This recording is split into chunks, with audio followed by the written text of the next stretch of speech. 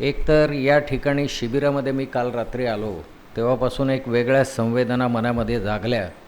याचं कारण भारत ज्या संकल्पनेतून स्वतंत्र झाला त्या 1942च्या भारत छोडो आंदोलनाचं जिथे नियोजन करण्यात आलं त्या सभागृहात आपण बसलेलो आहोत.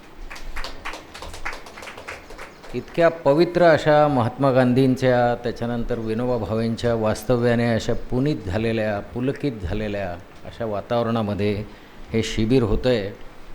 आणि ॲडव्होकेट गडकरीजी त्यांच्याबद्दल उद्घाटन सत्रात बरंच बोललं गेलं.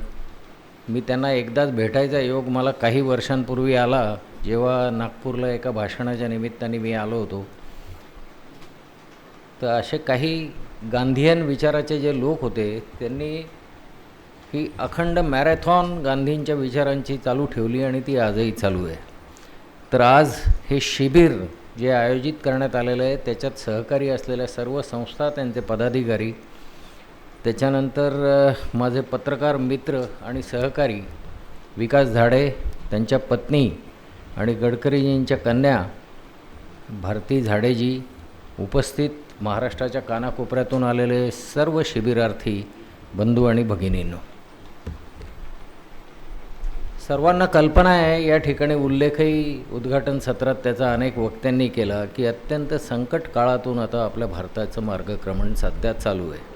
आणि हा संकट काळ केवळ आर्थिक म्हणजे महागाईपुरता मर्यादित नाही आहे, तर तो सामाजिक, सांस्कृतिक, राजकीय, शैक्षणिक अशा सर्वच आघाड्यांवर आहे. कृषी उत्पादनांची चिंतेची परिस्थिती आहे, कारण यावेळेला यंदा दुष्काळ पडतो की काय अशी स्थिती आहे. आंतरराष्ट्रीय संबंधांमध्ये भारत कधीही नव्हता इतक्या खालच्या तळाला पोचला आहे, कारण एक तर शेजारी राष्ट्रही आपले मित्र राहिलेले नाही आणि जगाच्या पाठीवर भारताच्या बरोबर उभा राहणारा एकही देश आज नाही. या व्यतिरिक्त जाती जमातीतले सगळे सलोखा, भाईचारा ज्याला आपण म्हणतो, तो गेल्या 12 वर्षामध्ये बऱ्यापैकी लयाला गेला. काही लोकांनी राजकारणासाठी तो वापरला. तर अशा या सर्व विक्षिप्त, विपरीत आणि विदीर्ण झालेल्या वातावरणामध्ये या देशाची लोकशाही शिल्लक राहील की नाही हा जेव्हा चिंतेचा विषय बनतो, त्यावेळेला अशा शिबिरांचं महत्त्व हे अत्यंत महत्त्वाचं आहे असं मला वाटतं. आणि या काळात हे शिबिर आयोजित करण्याचं धाडस ज्या पतीपत्नींनी आणि त्यांच्या सहकार्यांनी केलं त्यांचं मी सर्वात पहिले मनापासून अभिनंदन करतो. आणि माझ्या आजच्या विषयाकडे वळतो. नेहरू, पटेल आणि बोस ही स्वातंत्र्य लढ्यातली नेतृत्वत्रयी असं म्हटलं तरी काही वावगं होणार नाही. तिघंही गांधीजींचे शिष्य होते आणि या तिघांबद्दलही आजही भारतामध्ये सामान्य जनतेमध्ये कमालीचा आदर आणि प्रेम आहे. आता असं आहे की या तिघांची मतं स्वातंत्र्य चळवळीच्या लढ्यामध्ये वेगवेगळी होती. काही मतभेदही तिघांमध्ये होते आणि त्यांच्या तिघांचेही गुरु असलेले महात्मा गांधी होते. तर महात्मा गांधींच्या विचारामध्ये सुद्धा स्वातंत्र्य चळवळीतल्या अनेक मुद्द्यांवर त्यांचे मतभेद व्हायचे, पण चर्चा विनिमय व्हायचा, त्याच्यातून मार्ग निघायचा. अशा पद्धतीने हे मार्गक्रमण चालू होतं.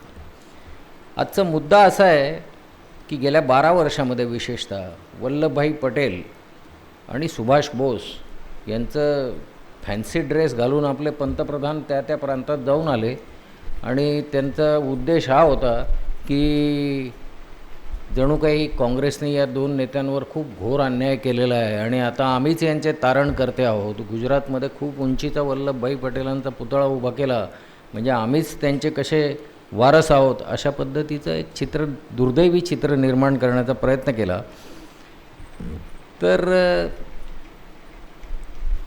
तो जो काही आहे तो प्रचार अत्यंत धादांत खोटा अशा स्वरूपाचा आहे. आणि नेमकं काय या तिघांचं त्रयींचं भारतीय राजकारणामध्ये, भारतीय स्वातंत्र्य लढ्यामध्ये योगदान होतं, गांधीजींशी त्यांचं कसं इंटरॅक्शन व्हायची, याच्याबद्दल बोलण्यासाठी आज मी खरं आपल्या पुढे उभा आहे. आता असं आहे की मी जसं सांगितलं की अपप्रचार या तिघांच्या संबंधांबद्दल खूप झाला.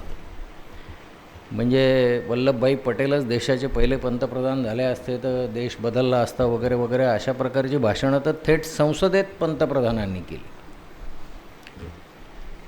आता हा खोटा आहे प्रचार वगैरे वगैरे वगैरे, तर याच्या बाबतीत अनेक मित्रांशी माझे पत्रकारितेत असल्यामुळे, लोकांशी बोलणं हाच आमचा उद्योग असल्यामुळे अनेक लोकांना तर ते म्हणाले की खोटा प्रचार, त्याच्या काय किती आहारी जायचं आपण, याचं कारण तंत्रज्ञानाचं युग आहे आणि खोट्या गोष्टी काही फार काळ टिकत नसतात. त्या काळाच्या ओघामध्ये सगळ्यांना समजतील तेव्हा त्याच्याकडे दुर्लक्ष केलेलं बरं, असं काहींचं मत होतं. तर दुसरीकडे अत्यंत एक आग्रही मत व्यक्त करणारे पण बरेच जण मला भेटले.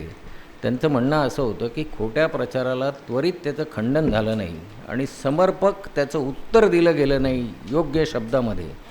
तर जी तरुण पिढी आहे की ज्यांनी गांधी बघितले नाही, नेहरू, पटेल, बोस कोणीच बघितले नाही आणि इतिहासातही व्यवस्थित त्यांना शिकवण दिली गेली नाही, त्यांचा असा समज होईल की जे खोटं बोललं जातं आहे तेच खरं आहे, तेच वास्तव आहे, तर त्याचं उत्तर दिलंच गेलं पाहिजे.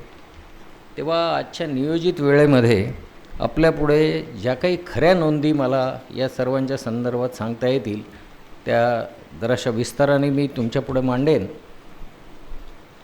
वेळ थोडा असल्यामुळे 1 तासाचा सगळाच मोठा विषय गांधी, नेहरू आणि पटेल यांच्यावर मी बोलायला लागलो तर 18 तास कंटिन्युअस बोलू शकेन. एवढा वेळ काही मला संयोजकांनी दिलेला नाही, पण 1 तासात सर्व आटपायचं असल्यामुळे सूत्ररूपाने सगळे विषय उलगडण्याचा मी प्रयत्न करणार आहे. आपल्याला कल्पना आहे की भारताचे पहिले पंतप्रधान जवाहरलाल नेहरू यांचं महानिर्वाण 27 मे 1964 साली झालं. या घटनेला आज 62 वर्ष उलटून गेलेली आहे आणि त्याच्यापूर्वी 1948च्या जानेवारी महिन्यामध्ये महात्मा गांधींचा खून झाला, हत्या झाली. नथुराम गोडसेच्या एका विक्षिप्त माणसाने त्यांच्यावर गोळ्या झाडल्या आणि गांधीजी आपल्यातून गेले. त्याच्यानंतर सरदार पटेल हे डिसेंबर 1950मध्ये त्यांना आतड्याचा आजार होता, हृदयविकाराचाही त्रास होता तर त्यांचं निधन मुंबईला झालं. 1950 साली म्हणजे भारताची पहिली निवडणूक 1952 साली झाली, त्याच्या 2 वर्ष आधीच पटेलांचं निधन झालं होतं. आणि सुभाषबाबू 1945पर्यंत सर्वांच्या संपर्कात होते. महात्मा गांधींना राष्ट्रपिता पहिल्यांदा जर कोणी संबोधलं असेल तर सुभाषबाबूंनी संबोधलं ते 1945 सालीच. तर त्याच्यानंतर महिन्याभराच्या काळातच जेव्हा दुसरं महायुद्ध संपलं आणि जपानचा पाडाव झाला की जे जपान सुभाषबाबूंना त्यांच्या सगळ्या मोहिमेमध्ये मदत करत होतं, त्याच्यानंतर नवीन काहीतरी पर्याय शोधण्याचा जेव्हा तिढा उपस्थित झाला तेव्हा रशियाचं मदत आपण घ्यावी असं सुभाषबाबूंच्या मनात आलं आणि त्याच दृष्टीने ते एका विमानातून मांचुरियाच्या दिशेने निघालेले होते आणि 18 ऑगस्ट 1945 रोजी त्या विमानाचा तैपई म्हणजे आत्ताचं तैवान त्या ठिकाणी त्यांचं विमान दुर्घटनाग्रस्त झालं आणि त्यांचं दुर्दैवी निधन झालं. आता 62 वर्षापूर्वी नेहरू गेले आणि 81 वर्षापूर्वी सुभाषबाबू गेले. म्हणजे 62 ते 81 इतके वर्ष जुनी आणि या सर्व नेत्यांची त्याच्या पूर्वीच्या कालखंडातली उजळणी करण्याचं आज औचित्य काय ते मी तुम्हाला सुरुवातीच्या प्रस्तावनेत सांगितलं की आपण उत्तरं दिली पाहिजेत की नाही, दिली पाहिजेत तर निदान ती आपल्याला तरी माहिती आहेत की नाही त्याची उत्तरं, त्याच्यातले जे तपशील, त्याच्यासाठी आजचा हे जे सत्र आहे ते त्याच्यासाठी आहे असं मी समजतो. नेहरू, पटेल आणि बोस हे तिघही जण गांधीजींचे अत्यंत परमशिष्य होते, एकमेकांचे घनिष्ठ मित्र होते आणि या तिघांमध्ये सर्वात ज्येष्ठ होते ते वल्लभभाई पटेल, कारण त्यांचा जन्म 1875 साली झाला होता. नेहरूंपेक्षा ते 14 वर्षांनी मोठे होते आणि सुभाषबाबू जे आहेत ते या सर्वात तिघांमध्ये लहान म्हणजे नेहरूंपेक्षा 9 वर्षांनी धाकटे होते. तर असं आहे की गांधीजींचे शिष्यत्व पत्करलेले सरदार पटेल आणि नेहरू यांनी गांधीजींचा अहिंसक मार्ग निवडला होता. स्वातंत्र्य चळवळीमध्ये लोकांचे लढे उभे करायचे, सत्याग्रह उभे करायचे आणि त्या मार्गाने त्यांचं स्वातंत्र्य लढायचं कामकाज चालू होतं. सुभाषबाबूंचं विचार मात्र वेगळा होता. तरुण होते, रक्त सळसळणारं होतं त्यांना असं वाटायचं की आपण एक फौज उभी करू, ब्रिटिशांशी लढाई करू आणि त्यांचं हे सगळं साम्राज्य आहे ते उलथवून लावू आणि क्रांती घडवून एक वेगळ्या पद्धतीने या देशाचं स्वातंत्र्य आपण प्राप्त करू, असं त्यांचं धाडसी मनसुबा सुभाषबाबूंच्या मनामध्ये होता. जेव्हा आझाद हिंद सेनेने जपानच्या सैन्याच्या मदतीने ब्रह्मदेशातून प्रवेश केला आणि अंदमान आणि निकोबार ही 2 बेटं जिंकली, तर त्यावेळेला मी जे तुम्हाला मगा उल्लेख केला ते सांगितलं की त्यांनी आझाद हिंद रेडिओवरून भाषण केलं. त्याची तारीख आत्ता माझ्या लक्षात नाही, पण साधारणपणे 1945 जुलै वगैरेमध्ये ते असावं. तर त्यावेळेला त्यांनी ते भाषण मुख्यत्वे महात्मा गांधींना उद्देशून केलं होतं आणि देशातल्या जनतेने पण ते ऐकावं अशी त्यांची इच्छा होती. त्याच्यात ते काय बोलले होते की महात्मा गांधींना एक तर त्यांनी सर्वात पहिल्यांदा देशामध्ये राष्ट्रपिता महात्मा गांधी कुठून आले, तर राष्ट्रपिता ही पदवी, हा सन्मान सर्वात पहिल्यांदा सुभाषबाबूंनी महात्मा गांधींना दिला. तो त्या रेडिओवरच्या भाषणातून दिला. आणि त्याच्यानंतर आपण जपानची मदत का घेतली, आपण हा सशस्त्र लढ्याचा मार्ग का घेतला, याचं सविस्तर स्पष्टीकरण त्यांनी त्या रेडिओवरच्या भाषणामध्ये केलं. आणि मग त्या भाषणामध्ये अनेक मुद्दे होते भारतातल्या जनतेला त्यांनी, आणि पुढे जो ते लढा लढणार आहे तोपर्यंत दुसरं महायुद्ध संपायला आलेलं होतं, म्हणजे शेवटच्या टप्प्यामध्ये होतं. तर आगामी जो लढा ते लढणार आहे त्याच्यासाठी महात्मा गांधींचे आशीर्वादही त्यांनी मागितले त्याच भाषणामध्ये. आणि त्याच्यानंतर महिन्याभरामध्येच त्यांचा दुर्दैवी अपघात झाला. 18 ऑगस्ट 1945ला तो विमान अपघात झाला. आणि त्याच्यानंतर जो काही आहे तो बाकी इतिहास, तो आता मी सुभाषबाबूंवर याच भाषणामध्ये जेव्हा बोलेल त्याच्या तपशील सांगेल मी तुम्हाला. त्याच्यामध्ये मुद्दा असा आहे की या तिघांचे परस्पर संबंध कसे होते, स्वातंत्र्य लढ्यात कोणी कसं कशा पद्धतीने योगदान दिलं, त्याच्या पाठीमागे विचार काय होता, त्याचाही आढावा आपण या निमित्ताने घेणारच आहोत. आता असं आहे की तिघांचा आढावा घेताना सर्वात सिनियर होते सरदार पटेल. तर त्यांच्यापासून मी बोलायला सुरुवात करतो की सरदार पटेल नेमके काय होते. मी मग सांगितलं त्याप्रमाणे त्यांचा जन्म 1875 साली झाला. तर ते म्हणजे अहमदाबादपासून 40 किलोमीटरवर नडियाद नावाचं एक गाव आहे, ते वल्लभभाई पटेलांचं आजोळ, त्या ठिकाणी त्यांचा जन्म झाला. आणि त्यांचे वडील जे होते झवेरभाई, वल्लभभाईंचे वडील, ते त्यापूर्वी झाशीच्या राणीच्या सैन्यामध्ये त्यांनी लढाईमध्ये भाग घेतला होता. त्याच्यामध्ये त्यांना होळकरांच्या सेनेने अटकही केली होती, काही काळ तुरुंगातही ते राहिले. तर असं सुरुवातीपासून स्वातंत्र्य लढ्यात असलेलं हे कुटुंब, 1857ची गोष्ट आणि 1875चा वल्लभभाईंचा जन्म. वल्लभभाईंचं कुटुंब हे तसं शेतकरी कुटुंब होतं. त्यांच्या वडिलांकडे 10 एकर जमीन होती हे खरं आहे, पण कर्ज होतं कुटुंबावर. याचं कारण मोठं कुटुंब होतं. वल्लभभाईंना 3 मोठे भाऊ, एक धाकटा भाऊ आणि एक बहीण, असं ते कुटुंब होतं. याच्यामध्ये त्यांचे मोठे म्हणजे 5 भावांमध्ये तिसरं अपत्य जे होतं ते विठ्ठलभाई पटेल. आणि विठ्ठलभाई पटेलानंतर आपलं चौथे अपत्य हे वल्लभभाई. ते हे दोघंही कालांतराने राजकारणात आले, दोघंही बॅरिस्टर झाले. त्यांचं देशभर जगभर नाव झालं. आणि बाकीचे जे भाऊ होते ते तिथे कसरावद, माझ्या माहितीप्रमाणे नाही, करमसाद नावाचं जे गाव होतं त्यांच्या वडिलांचं, तिथे शेती करत राहिले. आता कुटुंबामध्ये आर्थिक अडचणी होत्या, त्याचा उल्लेख मी तुमच्यासमोर केला. विठ्ठलभाई पटेल वयाच्या 5व्या वर्षी रीतसर शाळेत गेले, पण वल्लभभाईंना शाळेत जायलाच वयाचं 8वं वर्ष उजाडलं. 8व्या वर्षी ते पहिल्यांदा शाळेत गेले. शिक्षण झालं, पण त्यांच्या वडिलांचा स्वभाव जसा कडक होता तोच स्वभाव वल्लभभाई पटेलांमध्ये उतरलेला होता. आणि त्यांनी ठरवलं की आपण नेमकं शिक्षण कुठल्या दिशेने घ्यायचं. अतिशय बुद्धिमत्ता प्रखर होती त्यांची. वयाच्या 35व्या वर्षी ते बॅरिस्टर व्हायला इंग्लंडला गेले. आता त्याच्यातलाही एक छोटा किस्सा आहे, तो मी थोडक्यात सांगतो तुम्हाला. त्यांनी बॅरिस्टर व्हायचं हे शाळेत असतानापासूनच ठरवलेलं होतं की आपल्याला बॅरिस्टर व्हायचं. थोडे पैसे त्यांनी आपल्या गुल्लकमध्ये जमवले होते. मोठे भाऊ विठ्ठलभाई पटेल, ते त्यांचा पासपोर्ट जेव्हा आला वल्लभभाईंचा, त्याच्यामध्ये VJ पटेल या नावाने पासपोर्ट आला. विठ्ठलबाईंचंही इनिशियल तेच आणि यांचंही तेच. तर तो पासपोर्ट विठ्ठलबाईंच्या हातात पडला. त्यांच्या लक्षात आलं की आपला धाकटा भाऊ बॅरिस्टर व्हायला जाणार आहे. तर त्यांनी वल्लभभाईंना सांगितलं की मला व्हायचं आहे बॅरिस्टर, मला जाऊ दे. तर तोच पासपोर्ट घेऊन ते इंग्लंडला गेले. विठ्ठलबाई बॅरिस्टर झाले.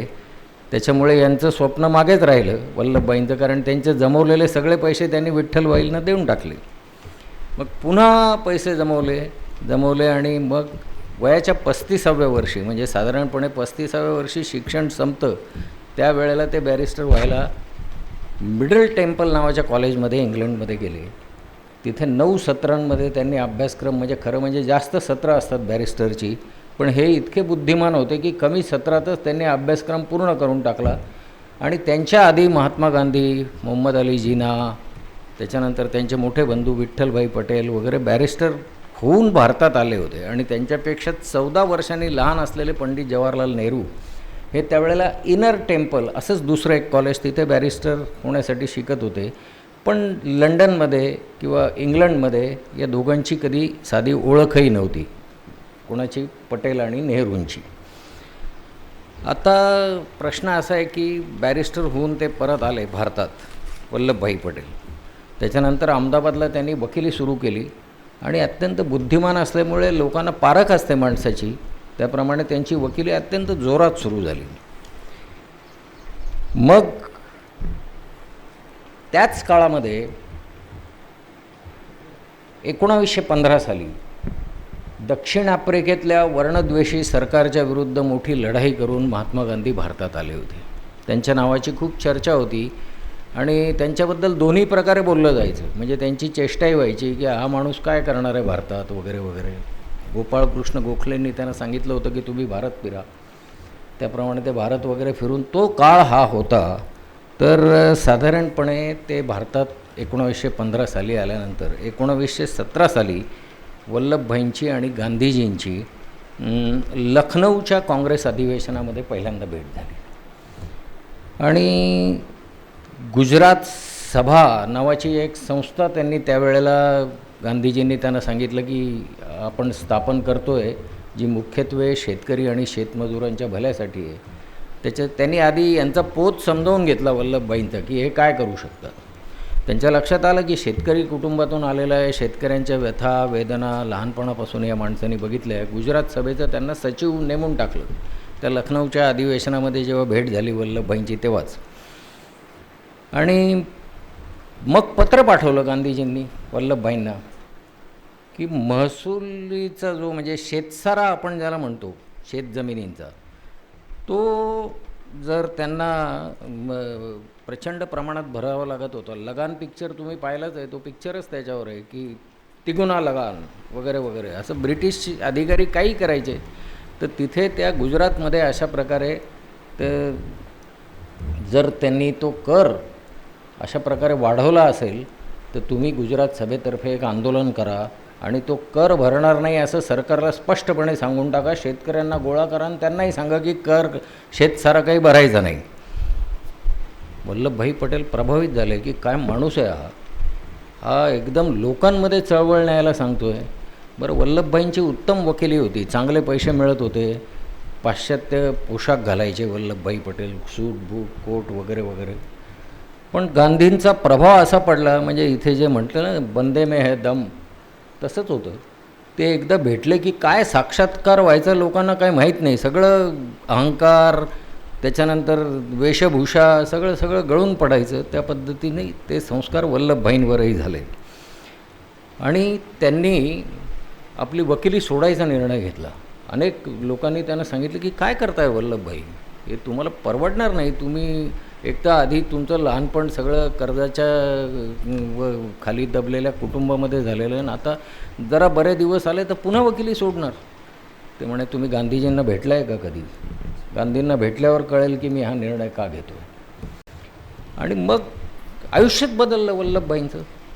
ते शेतकऱ्यांमध्ये फिरायला लागले, शेतमजुरांमध्ये फिरायला लागले. त्यांचा जो आहार होता तो त्यांनी बदलला. ते शेतमजुराच्या घरात बसून त्याच्याबरोबर तो जे खातोय ते जेवण करायला लागले. त्यांचे कपडे पण बदलले. धोतर आणि त्याच्यावरचा अंगरखा आणि जॅकेट, जे वल्लभभाईंचा फोटो पाहिला असेल तुम्ही, तर त्याच्यामध्ये त्याच वेशभूषेमध्ये ते दिसतात. पाश्चात्य वेशांमध्ये फार कमी दिसतात ते. तर पहिला सत्याग्रह खेडामध्ये झाला गुजरातच्या. हे गुजरात सभेचे सचिव झाल्यानंतरचा. आणि त्या खेडा सत्याग्रहामुळे वल्लभभाई पटेल पहिल्यांदा अख्ख्या भारताला म्हणजे देशाला कळले. त्याच्यात काय झालं होतं, तर महात्मा गांधींनी सांगितलं की तिथे जो महसुली कर आहे तो जास्त आहे, तर आपण तिथल्या लोकांना भेटू आणि त्यांचं कशी शेती चालली आहे, त्यांना परवडते की नाही. 60 गावांचा अभ्यास करायचं गांधींनी ठरवलं. वल्लभभाई पटेल त्यांच्याबरोबर होते. सगळ्या 60 गावांमध्ये ते फिरले आणि प्रत्यक्ष पाहणी केल्यानंतर त्या सगळ्या शेतकऱ्यांशी बोलून त्यांच्या समस्यांचा अभ्यास केला वगैरे वगैरे. आणि मग वल्लभभाईंना सांगितलं की आता या आंदोलनाची सूत्र तुम्ही घ्या, कारण गांधी देशभर फिरायचे, ते गुजरातमध्ये अडकून राहणं शक्य नव्हतं. ती सूत्र घेतल्यानंतर एखादा म्हणजे ज्याला म्हणतात की आंदोलन सुरू झालं. त्यांनी शेतकऱ्यांना विश्वासात घेऊन केलेलं आंदोलन होतं. मग ब्रिटिश अधिकाऱ्यांनी दडपशाही सुरू केली. दडपशाही सुरू केली म्हणजे काय, तर त्यांची भांडीकुंडी जप्त करा, त्यांची गुरंढोरं जप्त करा, त्यांचं तयार पीक आहे तेही जप्त करा. त्यांना धमक्या दिल्या गेल्या, तुमची जमीन आम्ही जप्त करू. इतकंच नाही तर त्यांचे दागदागिने पण काढून घेतले महिलांचे वगैरे. असं म्हणजे इतका अत्याचार सुरू झाला, धमक्या सुरू झाल्या. त्यावेळेला अनेक जण तुरुंगात गेले. वल्लभभाई पटेल पहिल्यांदा तुरुंगात गेले त्यावेळेला. आणि मग तो लढा इतका व्यापक झाला की 600 गावांपर्यंत पोहोचला. आणि तो 600 गावांचा लढा वल्लभभाई पटेलांनी आपल्या पद्धतीने चालूच ठेवला.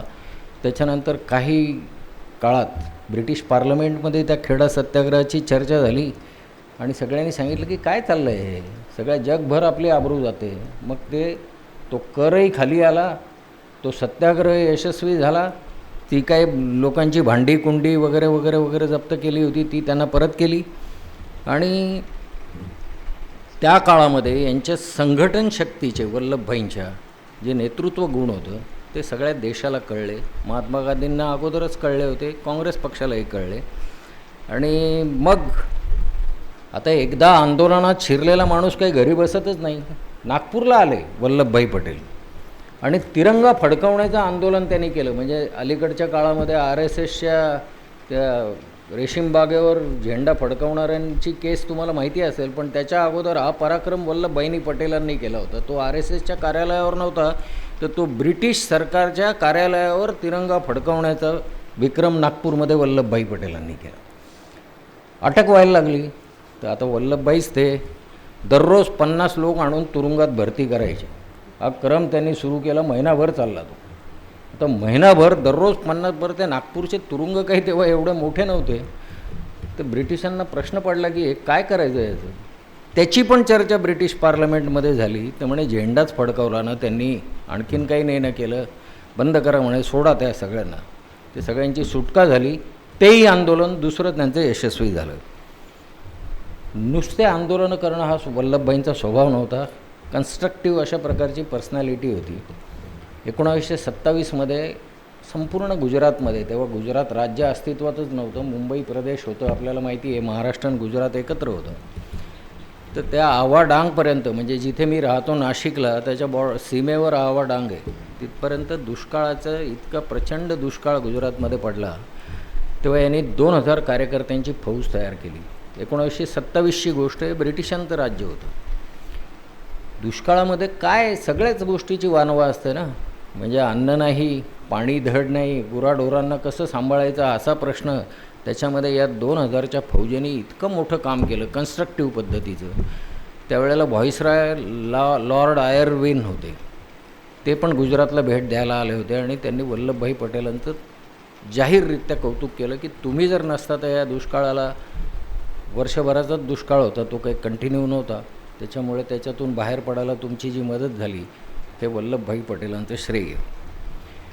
याच्यानंतर वल्लभभाई पटेल सगळ्या जगाला माहीत झाले. त्याचा एक टर्निंग पॉईंट आहे, तो म्हणजे बारडोलीचा सत्याग्रह.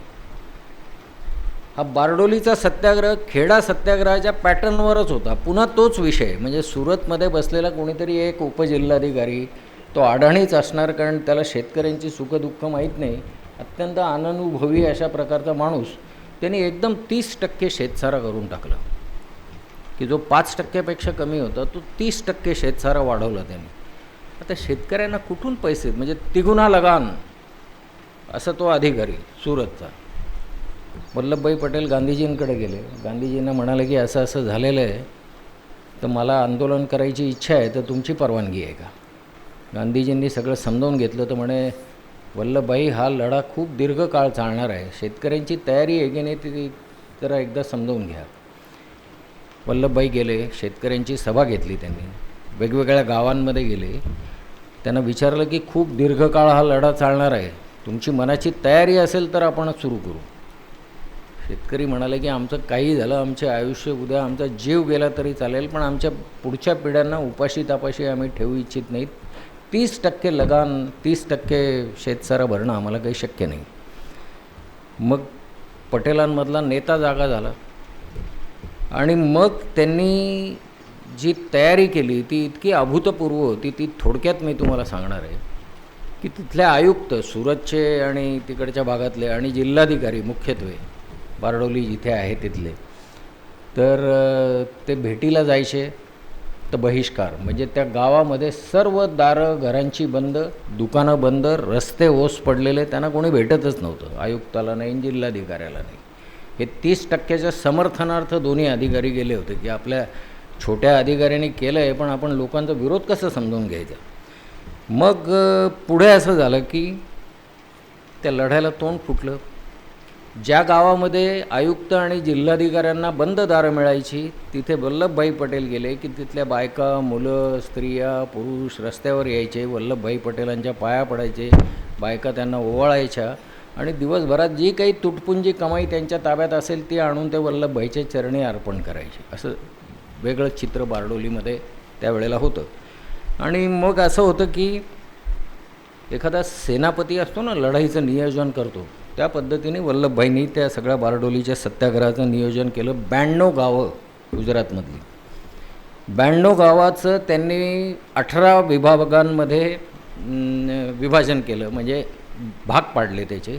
त्या 18 विभागाचे विभागपती असा शब्द त्यांनी दिला, म्हणजे ते उपसेनापतीच म्हणायचे यांचे, वल्लभभाईंचे, त्यांना नेमलं. आणि 87,000 शेतकऱ्यांना बारडोलीच्या सत्याग्रहामध्ये त्यांनी सहभागी करून घेतलं. गावागावामध्ये निरोप पोचले पाहिजे म्हणून त्यांनी घोडेस्वार नेमले, की म्हणजे या गावात काय चाललं आहे, त्या गावात काय, ते आंदोलनाची एक कनेक्टिव्हिटी असली पाहिजे, त्या दृष्टिकोनातून हा प्रयत्न होता. त्याच्यानंतर प्रसिद्धी झाली पाहिजे आंदोलनाची, कारण ब्रिटिश सरकारचं डोकं ठिकाणावर आलं पाहिजे ना, म्हणून एक स्वतंत्र प्रसिद्धी विभाग नेमला. गावागावामध्ये जनजागृती झाली पाहिजे की लोक घरात बसून राहायला नको, आंदोलनाचा आपण भाग आहोत हे त्यांना वाटलं पाहिजे, म्हणून भजनी मंडळ, म्हणजे स्वातंत्र्य चळवळीच्या काळात किंवा संयुक्त महाराष्ट्राच्या लढ्यात आपण शहीद अमर शेख यांचं नाव ऐकतो, की हे मंडळ जसं हे पोवाडे वगैरे गात हिंडायचे, तसं गुजराती भजनी मंडळ गावोगावी फिरायचं. आणि मुख्य म्हणजे 50%पेक्षा जास्त महिला बारडोलीच्या सत्याग्रहामध्ये वल्लभभाईंच्या नेतृत्वावर, गुणांवर प्रेम करणाऱ्या म्हणा किंवा त्याच्यातली त्यांची अस्मिता जागी झाली म्हणून म्हणा, 50%पेक्षा जास्त महिला सहभागी झाल्या. अधिकारी जप्तीला आले, तुम्हाला माहितीच आहे जप्ती काय करायची, तर भांडीकुंड्यांपासून सगळंच जप्त करायचे ते, तर ते महिला सर्वात पुढे जाऊन उभ्या राहायच्या. बरं, हे इतकं विचित्र चित्र होतं त्या ठिकाणी सगळं, की त्या गावामध्ये म्हणजे एक प्रकारची, बरं ती अहिंसेची लढाई, ती काय हातात शस्त्र घेतलेली लढाई नव्हती. म्हणजे तुम्ही कल्पना करू शकता की ते चित्र काय असेल. त्यावेळेला तलाठी, पोलीस पाटील ते तर भारतीयच होते, त्यांना ते बघवलं नाही, त्यांनी आपापल्या पदाचे राजीनामे देऊन टाकले ब्रिटिश सरकारच्या काळात. म्हणजे पोलीस पाटील आणि तलाठ्याचा राजीनामा आजकालच्या काळात तर तुम्हाला माहिती आहे की भरतीसाठी किती पैसे मोजावे लागतात, तर ते सोडा. आपण आत्ताच्या काळात आलो तर हे सगळा इतिहास असा खरंच घडला की नाही असं आपल्याला आश्चर्य वाटायला लागेल. त्यांनी राजीनामे देऊन टाकले, जप्त्या होतच होत्या. मग हे सगळं चालू असताना पुन्हा ब्रिटिश पार्लमेंटमध्ये बारडोलीचा सत्याग्रह पोचला.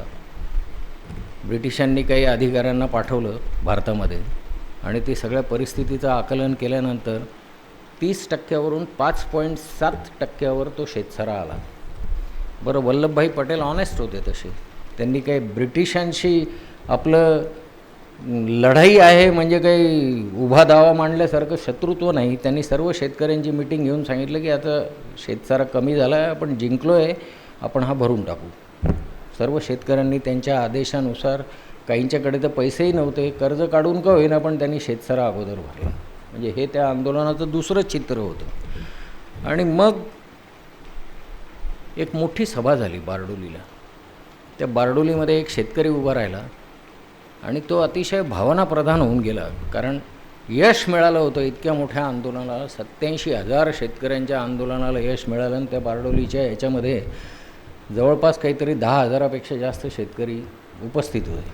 तो भावनाप्रधान झालेला शेतकरी म्हणाला, वल्लभभाई तुम्ही आमचे सरदार आहात आणि तुम्ही जन्मभर आम्हाला सरदार म्हणूनच सांभाळा.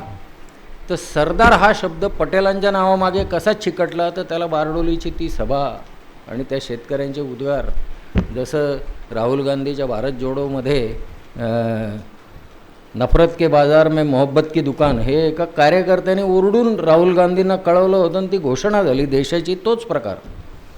तर सरदार हे नाव त्यानं चिकटलं. आणि मग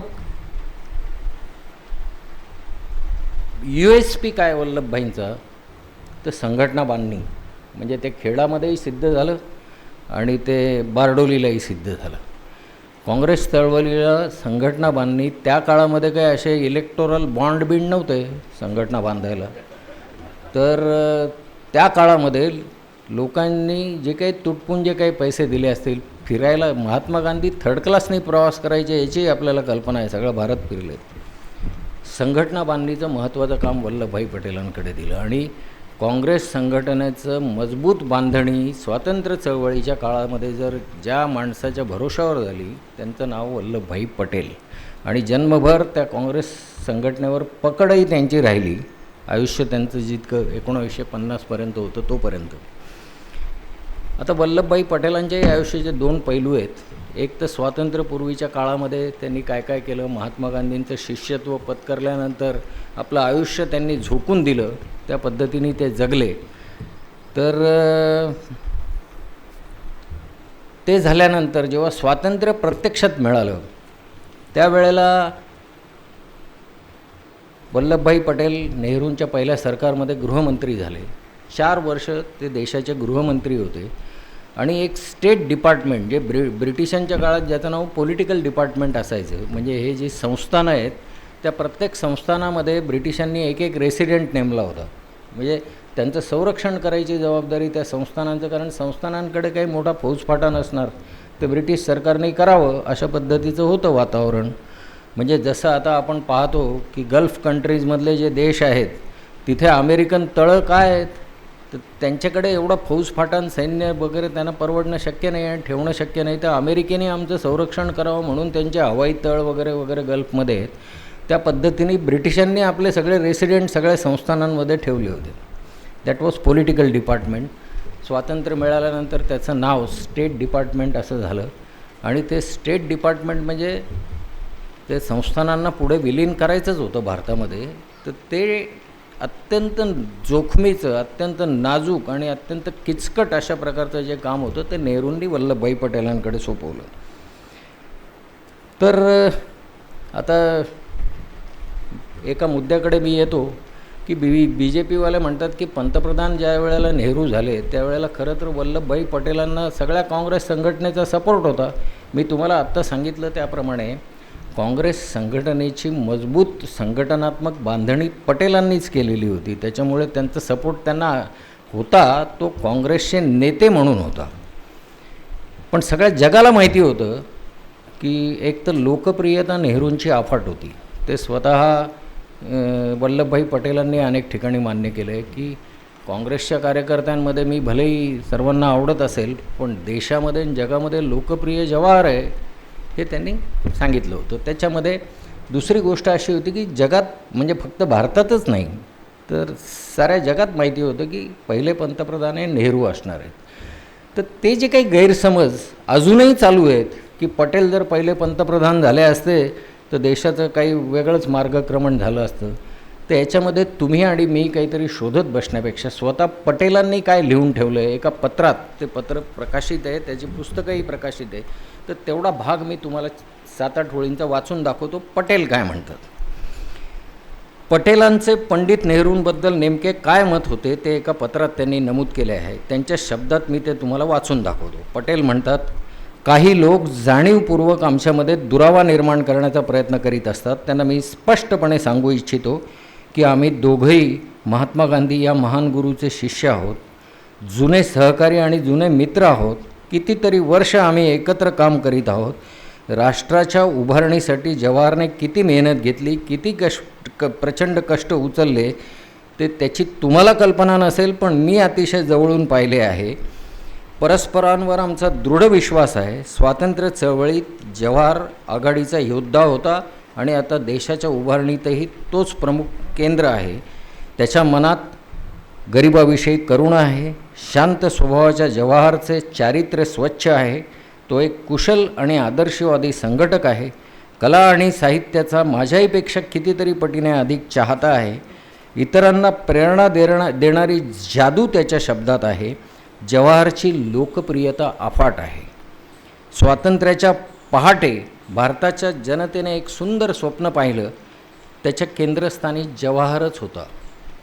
कोट्यवधी लोकांचे तो प्रेरणास्थान आहे. वयाने त्याच्यापेक्षा मी मोठा आहे. प्रशासनात, राजकारणात, संघटनेत जवाहरला सल्ला देणे हे माझे कर्तव्यच आहे. माझे बहुतांश सल्ले वेळोवेळी त्याने स्वीकारले. मनापासून त्याची अंमलबजावणी केली. तो उत्तरोत्तर यशस्वी व्हावा, भारताला त्याने पुढे न्यावं, हीच माझी सदिच्छा आहे. हे कोण म्हणतं आहे? वल्लभभाई पटेल. हे छापील पत्रांचा संग्रह 10 खंडात प्रकाशित झाला आहे वल्लभभाई पटेलांच्या. त्याच्यातलं हे अत्यंत महत्त्वाचं पत्र आहे. आता नंतर फाळणीचा एक टप्पा भारताच्या आयुष्यामध्ये आला. पहिले गृहमंत्री वल्लभभाई पटेल आणि पंतप्रधान नेहरू, 1947चा तो काळ. पण त्यावेळेला काय झालं की जगाच्या पाठीवर जी भारताची, अखंड भारताची विभागणी झाली, त्याच्यामध्ये भारत आणि पाकिस्तान असे 2 राष्ट्र अस्तित्वात आली. आणि मग फाळणीचं ग्रहण लागलं या देशाला. फाळणीचं ग्रहण लागल्यानंतर आपल्याला कल्पना आहे, आपण काही चित्रपट पाहिले असतील, फाळणीच्याबद्दल वाचलंही असेल, की त्या भागामध्ये विशेषतः पूर्व पश्चिम पंजाबच्या सीमेवर म्हणा किंवा पूर्व आणि पश्चिम बंगालच्या सीमेवर म्हणा, धार्मिक दंगली उसळल्या मोठ्या प्रमाणामध्ये. आणि तिकडचे आणि इकडचे लोक आपलं प्राण आणि आबरू वाचवण्यासाठी निर्वासितांच्या रेल्वेच्या पार टपावर बसलेले चित्र तुम्ही पाहिले असतील फाळणीच्या काळातले. त्या लोकांचा प्रवास सुरू झाला. आणि ही अदलाबदल जी आहे, म्हणजे ज्यांना पाकिस्तानात राहायचं होतं ते पाकिस्तानाकडे निघाले, ज्यांना भारतात राहायचं होतं त्यांना भारताकडे येणं होतं. या सर्व ट्रॅन्झिट पिरियडमध्ये अत्यंत कसोटीचा काळ, त्यावेळेसच्या अत्यंत तुटपुंज्या व्यवस्था हाती आलेल्या भारत सरकारकडे होता, की ज्याचे पंतप्रधान नेहरू आणि गृहमंत्री पटेल होते. धार्मिक दंगली उसळल्यानंतर आजच्या काळातली तर गोष्ट सोडा, आज तर 6 खासदार इकडनं तिकडे गेलेत, त्यांना वाय सिक्युरिटी मिळते. हे दोघं अजिबात कोणत्याही सिक्युरिटीशिवाय जिथे दंगल चालली तिथे नेहरू पटेल जायचे आणि लोकांमध्ये उभं राहायचे आणि आपला आवाज चढवायचे.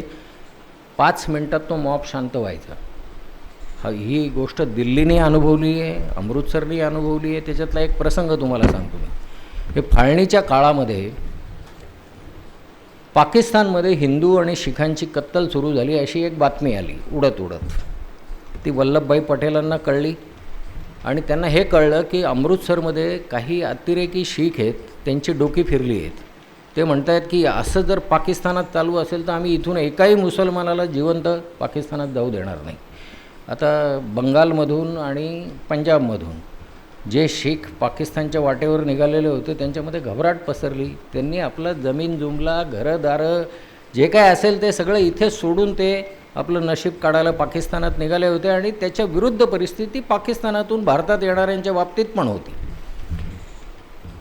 वल्लभभाई तडक अमृतसरला गेले. ते जे सरदारजी होते की ज्यांची डोकी फिरलेली होती त्यांना बोलवलं. क्या करना चाहते हो आप? भारत में जो वहाँ से हिंदू भाई और सिख भाई भारत में आना चाहते हैं उनको मरवाना चाहते हो क्या? आप अगर ये दिमाग में रखोगे कि यहाँ से एक भी मुस्लिम वहाँ नहीं जा पाएगा और हम उनको यहीं ज़िंदा गाड़ देंगे या ज़िंदा मरवा देंगे, तो वहाँ से आने वाले भी ज़िंदा नहीं लौटेंगे और उसकी जिम्मेदारी आपके ऊपर होगी। क्या कर रहे हो आप? ये पागलपन बंद करो, उनको जाने दो। हा म्हटलं तर अत्यंत डेअरिंग धाडसानी दिलेला सल्ला पण व्यावहारिक सल्ला होता.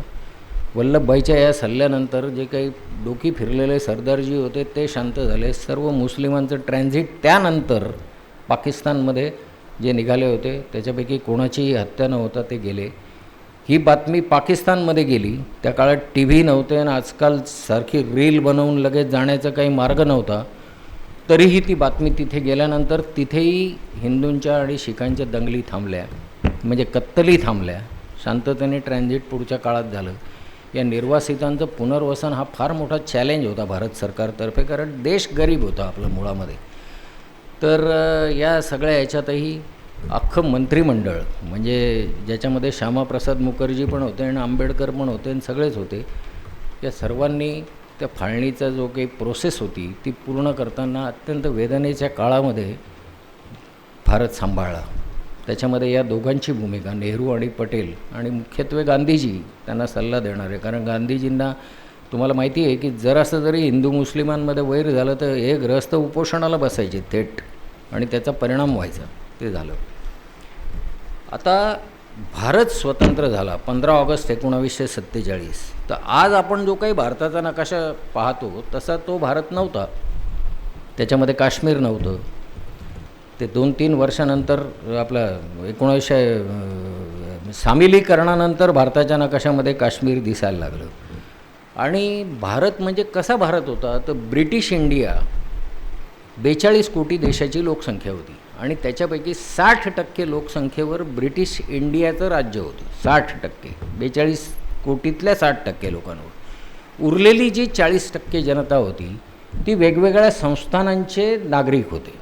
तिथे ब्रिटिश सरकारचं राज्य नव्हतं, तिथे फक्त त्यांचे रेसिडेंट होते. आणि स्वातंत्र्य मिळालं तेव्हा ब्रिटिशांनी काय सांगितलं की संस्थानांना मोकळीक आहे, त्यांना कुठे पाकिस्तानला जायचं असेल तर पाकिस्तानला जॉईन होऊ शकतात, भारतात जायचं असेल तर भारतात होऊ शकतात. आणि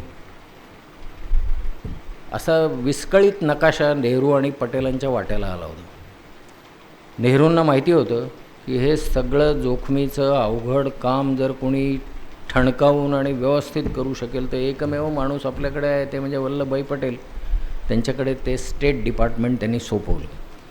मेनन नावाचे सचिव त्यांनी या खास कामाकरता नेमून घेतले की जे अत्यंत अनुभवी 30 वर्ष ICS ऑफिसर राहिलेलं मेनन, आणि हे स्टेट डिपार्टमेंटचं काम चाललं होतं. मग काय केलं पटेलांनी तर पटेलांनी हे सगळ्या राजे महाराजांना बोलवून घेतलं.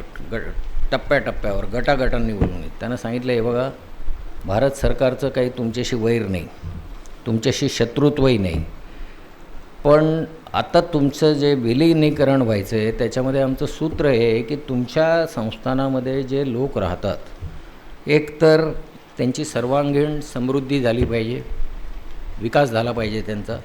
दुसरी गोष्ट ते समाधानाने जगले पाहिजे आणि शांततामय आयुष्य त्यांच्या वाट्याला आलं पाहिजे. हा आमचा तिहेरी दृष्टिकोन आहे आणि त्याच्यात तुम्ही आम्हाला सहकार्य केलं पाहिजे. आमचं कोणत्याही कुठल्याही राजे महाराजाविरुद्ध पूर्वग्रह नाही की शत्रुत्व नाही. आणि मग विलिनीकरणाची प्रक्रिया सुरू झाली. सुरुवातमध्ये गुजरातमधले जे छोटे छोटे रियासती होत्या ते काही संस्थानांमध्ये विलीन झाले आणि मग ती संस्थानं ते सर्व पहिल्या टप्प्यात पहिल्याच वर्षात वल्लभभाईंनी करून घेतलं. त्याच्यामध्ये जुनागड फक्त शिल्लक होतं. हे सगळं वादळ सुरू झाल्यानंतर बैठकी चालूच होत्या संस्थानिक आणि वल्लभभाई. तर काही संस्थानांनी अजिबात आढेवेढे न घेता यांना सांगितलं की आम्ही विलिनीकरणाला तयार आहोत, आमच्या काही शर्ती अटी नाही, तुम्ही सांगाल ते आम्हाला मान्य आहे. बरीच संस्थानं पहिल्या टप्प्यात त्या पद्धतीने विलीन झाली. दुसऱ्या टप्प्यामध्ये काही संस्थानिक जरा आडेलतट्टू होते. ते म्हणाले की आमचं स्वतंत्र अस्तित्व राहावं असं आम्हाला वाटतं, आम्हाला जसे ब्रिटिश रेसिडेंट होते तसे भारत सरकारचे रेसिडेंट आमच्याकडे ठेवा आमचं संरक्षण करण्याकरता. म्हणजे तिढा निर्माण झाला. तर त्याच्यातही वल्लभभाईंनी त्यांना व्यवस्थित आदराची वागणूक दिली, त्यांच्याशी पुन्हा चर्चेच्या फेऱ्या केल्या. म्हणजे असं नाही की वल्लभभाई पटेलांनी लगेच चाबूक उभारला आणि विलिनीकरण झालं, असं घडलेलं नाही. टप्प्याटप्प्याने ते घडलेलं आहे. मग काही संस्थानिक तर ऐकायलाच तयार नव्हते. मग साम दाम दंडभेद या पद्धतीने वल्लभभाई पटेलांनी आपला इंगा त्यांना दाखवला आणि बहुतांश संस्थानं 562 होती एकूण. 562मध्ये 3 वर्षातच पहिल्या विलीन झाली भारतामध्ये. कारण त्यांनाही कळत होतं की आपला जो भूभाग आहे तो भारताच्या एकूण नकाशाच्या मध्येच कुठेतरी आहे आणि आपण म्हणजे आपले लोकांनी जर उठाव केला तर आपले स्वतःचं घरही वाचणार नाही याची जाणीव पण त्यांना होतीच. याच्यात काही वात्रट होते. त्रावणकोरचा जो राजा होता त्यांनी पाकिस्तानमध्ये आपलं विलिनीकरण करण्याच्या दृष्टिकोनातून आपला प्रतिनिधी पण बरं. या काळात मोहम्मद अली जिना यांनी एक आगाऊपणा असा केला होता की हे सगळ्या जे काही त्यांना वाटणारं हैदराबाद, जुनागड, त्रावणकोर यांना सांगितलं की तुमच्या सगळ्या अटी मला मान्य आहे, तुम्ही जसं राज्य करायचं तुमच्या संस्थानांवर करा, फक्त पाकिस्तानचं आधिपत्य मान्य करा. याला छेद देण्याचं काम करताना जुनागडमध्ये सार्वमत झालं. प्रजा हिंदू होती, नवाब तिथला जो होता तो मुस्लिम होता. त्याच्या लक्षात आलं की आपलं काही खरं नाही, त्याच्यामुळे ते सामील झाले. हैदराबादमध्ये जेव्हा तिथे कासिम रझा नावाचा ज्यांनी रझाकारांची फौज तयार केली होती आणि हिंदूंवर प्रचंड अत्याचार करत होता. हैदराबादमध्ये हिंदूंची मेजॉरिटी होती आणि नवाब मुस्लिम होता.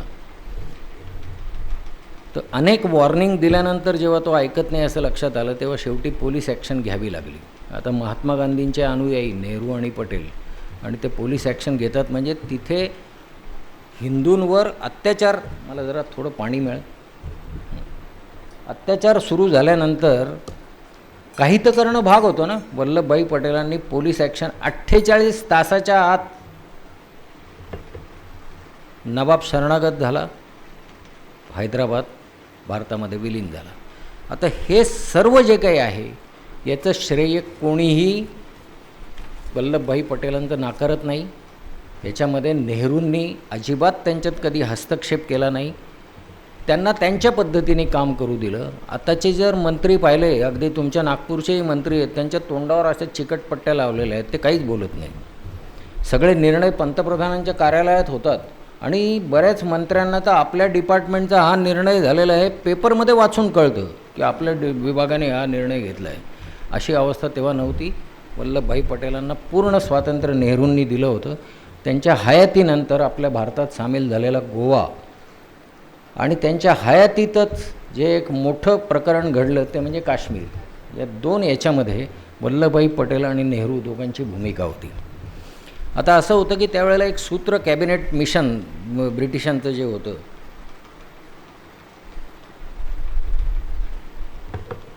त्यांनी असं एक सूत्र त्यावेळेला काँग्रेस पक्षाला आणि मुस्लिम लीगला दिलं होतं की जे मुस्लिम बहुल भाग आहेत ते शक्यतो म्हणजे पाकिस्तानच्या दिशेने जाणार असतील तर त्यांना जाऊ दिलं पाहिजे.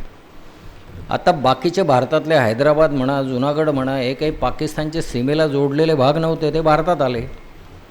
काश्मीर हा असा सेन्सिटिव्ह भाग होता की ज्याची सीमा काश्मीरला जोडलेली, आपल्या पाकिस्तानला जोडलेली होती. तर नॅचरली तो भाग म्हणजे विशेषतः श्रीनगरचा पट्टा हा त्यावेळेला जर काश्मीरमध्ये समावेश झाला असता तर कुणीच काहीच करू शकलं नसतं. पण नेहरू स्वतः, त्यांचे पूर्वज हे काश्मीरमधून आल्यामुळे त्यांच्याकडे एक अत्यंत सॉफ्ट कॉर्नर होतं आणि त्यांना असं वाटत होतं की काश्मीर भारतातच राहिला पाहिजे. पण आता गांधीजींचे शिष्य तिथे काही पोलीस ॲक्शन घेऊन राजा हरिसिंगाला कैद करून काश्मीर घेणं वगैरे वगैरे त्यांच्या स्वभावात नव्हतं. पण जिना बेचैन होते. जिनांना वाटलं की हिंदू राजा आहे आणि प्रजा मुस्लिम आहे, तर हे इथे आपण आक्रमण करूनच ते ताब्यात घेऊ. 5,000ची फौज होती फक्त काश्मीरच्या राजा हरिसिंगांकडे. त्याच्यात 3,000 मुस्लिम आणि 2,000 जे होते ते हिंदूंमधल्या अनेक जाती जमातीतले लोक होते. 5,000 लोक काही ते आक्रमण. जिना ते स्वतःही बॅरिस्टर असल्यामुळे हुशार होते. त्यांनी पाकिस्तान आणि भारताचं विभाजन झालं तेव्हा आर्मीचंही विभाजन बरोबर 50-50% म्हणजे निम्मानिम झालेलं होतं. शस्त्रगोळा, दारूगोळा, सैनिक सर्व. आता एवढ्या छोट्या देशाच्याकडे 50% सैन्य आणि भारताकडे 50% सैन्य आणि काश्मीरचा भाग लक्षात घ्या तुम्ही. त्यांनी काय केलं, नॉर्थ वेस्ट फ्रंटियर प्रॉव्हिन्स म्हणजे वायव्य सरहद्द प्रांत आपण ज्याला म्हणतो की जो अफगाणिस्तानच्या सीमेला लागून आहे, तिथल्या ज्या कबायली टोळ्या होत्या त्यांची मदत घेतली आणि सगळी पाकिस्तानी फौज त्यांच्या मागे लावली. त्याच्यात तर काही अधिकाऱ्यांना, पाकिस्तानी फौजेतल्या अधिकाऱ्यांनाही कबायली ड्रेस घातले आणि त्यांनी डायरेक्ट काश्मीरवर हल्ला केला. श्रीनगरपासून 22 किलोमीटरपर्यंत पाकिस्तानच्या या फौजा आल्या होत्या. पहिले त्यांनी मुजफ्फराबाद शिकार केलं जे आज POKमध्ये आहे. फक्त एक बारामुल्ला राहिलं होतं की जिथल्या लोकांनी आणि हे विरोध केला आणि ते श्रीनगरच्या अतिशय जवळपर्यंत पोहोचणार होते. त्यावेळेला हरिसिंगाच्या लक्षात आलं, कारण त्याची फौजेतही फाटाफूट झाली. जे मुस्लिम सैनिक होते ते पाकिस्तानच्या बाजूने गेले, जे हिंदू सैनिक होते त्याच्यातही लढाईची तयारी असलेले फार नव्हते. मग त्यांना नेहरूंकडे त्यांनी सांगितलं की आम्हाला मदत करा. नेहरू म्हणाले की तुम्हाला सामिलीकरण करावं लागेल, त्याच्याशिवाय आम्ही काही हा निर्णय घेऊ शकत नाही. आणि मग ते सामिलीकरण झालं काश्मीरचं भारतामध्ये. म्हणजे कायदेशीर प्रक्रिया पूर्ण झाल्यानंतर भारताने त्यांना प्रोटेक्ट करण्याचा निर्णय घेतला. योगायोगाने शेख अब्दुल्ला त्यावेळेला नॅशनल कॉन्फरन्सचे श्रीनगरमध्ये जे नेते होते त्यांच्याशी नेहरूंची अगोदरपासून अतिशय घनिष्ठ मैत्री होती. तर त्या सामिलीकरणावर फक्त राजा हरिसिंगांची सही नाही तर तिथल्या जनतेचं पण मत असलं पाहिजे म्हणून शेख अब्दुल्लांनी पण सही केली आणि काश्मीर भारतात आला. ते युद्ध जवळपास 1.5-2 वर्ष चाललं, काही त्याच्यातून निष्पन्न होईना. आणि नेहरू लोकशाहीवादी होते. नेहरू म्हणाले की जुनागडमध्ये जर आपण सार्वमत घेतलं आहे तर तिथेही सार्वमत घेऊ. काश्मीरमध्ये तिथल्या लोकांचं काय म्हणणं आहे. लोकांच्या मनामध्ये भीती होती की मुस्लिम मेजॉरिटी आहे, उद्या जर त्यांनी निर्णय घेतला की आम्ही पाकिस्तानात जातो तर फजिती होईल. नेहरू म्हणाले जे व्हायचं असेल ते होईल, ते झालं पाहिजे. म्हणून त्यांनी तो विषय संयुक्त राष्ट्रसंघाकडे, युनोकडे नेण्याचं ठरवलं. पण जिना घाबरट होते. जिनांना माहिती आहे की नेहरूंची लोकप्रियता एवढी आहे आणि पटेलांचं संघटन इतकं मजबूत आहे की हे काही आपल्याला मिळणार नाही. त्याच्यामुळे त्यांनी सांगितलं की मला सार्वमत मंजूर नाही. ते सार्वमत आजपर्यंत झालेलं नाही. आता हे हिंदू राष्ट्रवाले जे काही आहेत पक्ष, सत्ताधारी भाजप, RSS वगैरे वगैरे, अखंड भारत जो होता तो गांधी, नेहरू वगैरे यांच्यामुळे ते काश्मीरचा POK आपल्या ताब्यातून गेला आणि अखंड भारत राहिला नाही वगैरे वगैरे दोष त्यांना देतात. आता परिस्थिती त्यावेळेला अशी होती की भारताकडच्या ज्या फौजा होत्या त्यांना एकतर नीट म्हणजे ज्या जिथे बर्फ पडतो काश्मीरमध्ये त्या हिवाळ्याच्या काळात, पावसाळ्याच्या काळामध्ये अशी परिस्थिती होती की आपल्या लढाईच्या सैनिकांनाही तेवढं, तरीही 1.5 वर्ष ते लढले. दोन्हीकडचे अनेक सैनिक मारले गेले वगैरे वगैरे. सगळं झाल्यानंतर आपल्या देशाला हे युद्ध परवडणार आहे का, हा अत्यंत व्यवहारी विचार दोघांनी केला. पटेल नेहरूंच्या पाठीशी उभे राहिले त्या विषयात. आधी सुरुवातीला त्यांचं असं मत होतं की फार झंझट करू नये, जर त्यांची नसेल इच्छा भारतात राहायची तर जाऊ द्या त्यांना वगैरे, अशा मताचे पटेल झाले होते.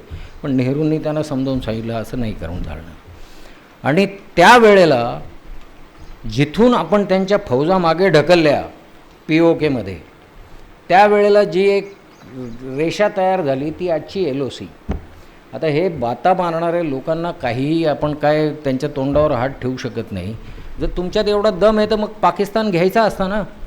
तुम्हाला कोणी बंदी केली होती? तुमची सत्ता वाजपेयींच्या काळात आली, आता तर 12 वर्ष तुम्ही सत्तेत आहात. घेतला का त्यांनी? का नाही घेतला?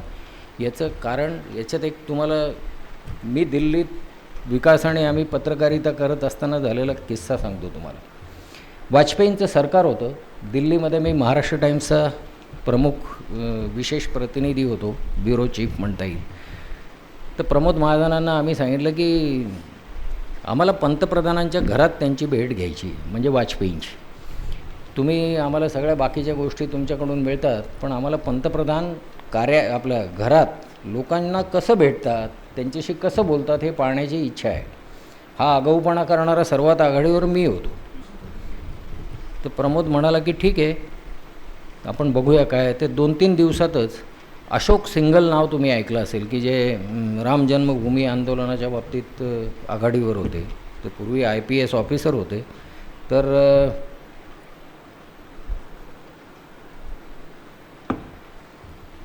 त्यांच्या नेतृत्वाखाली साधू संतांचं एक शिष्टमंडळ दिल्लीला येणार होतं. सकाळी भेटायला 10-10:30 11ची वेळ होती.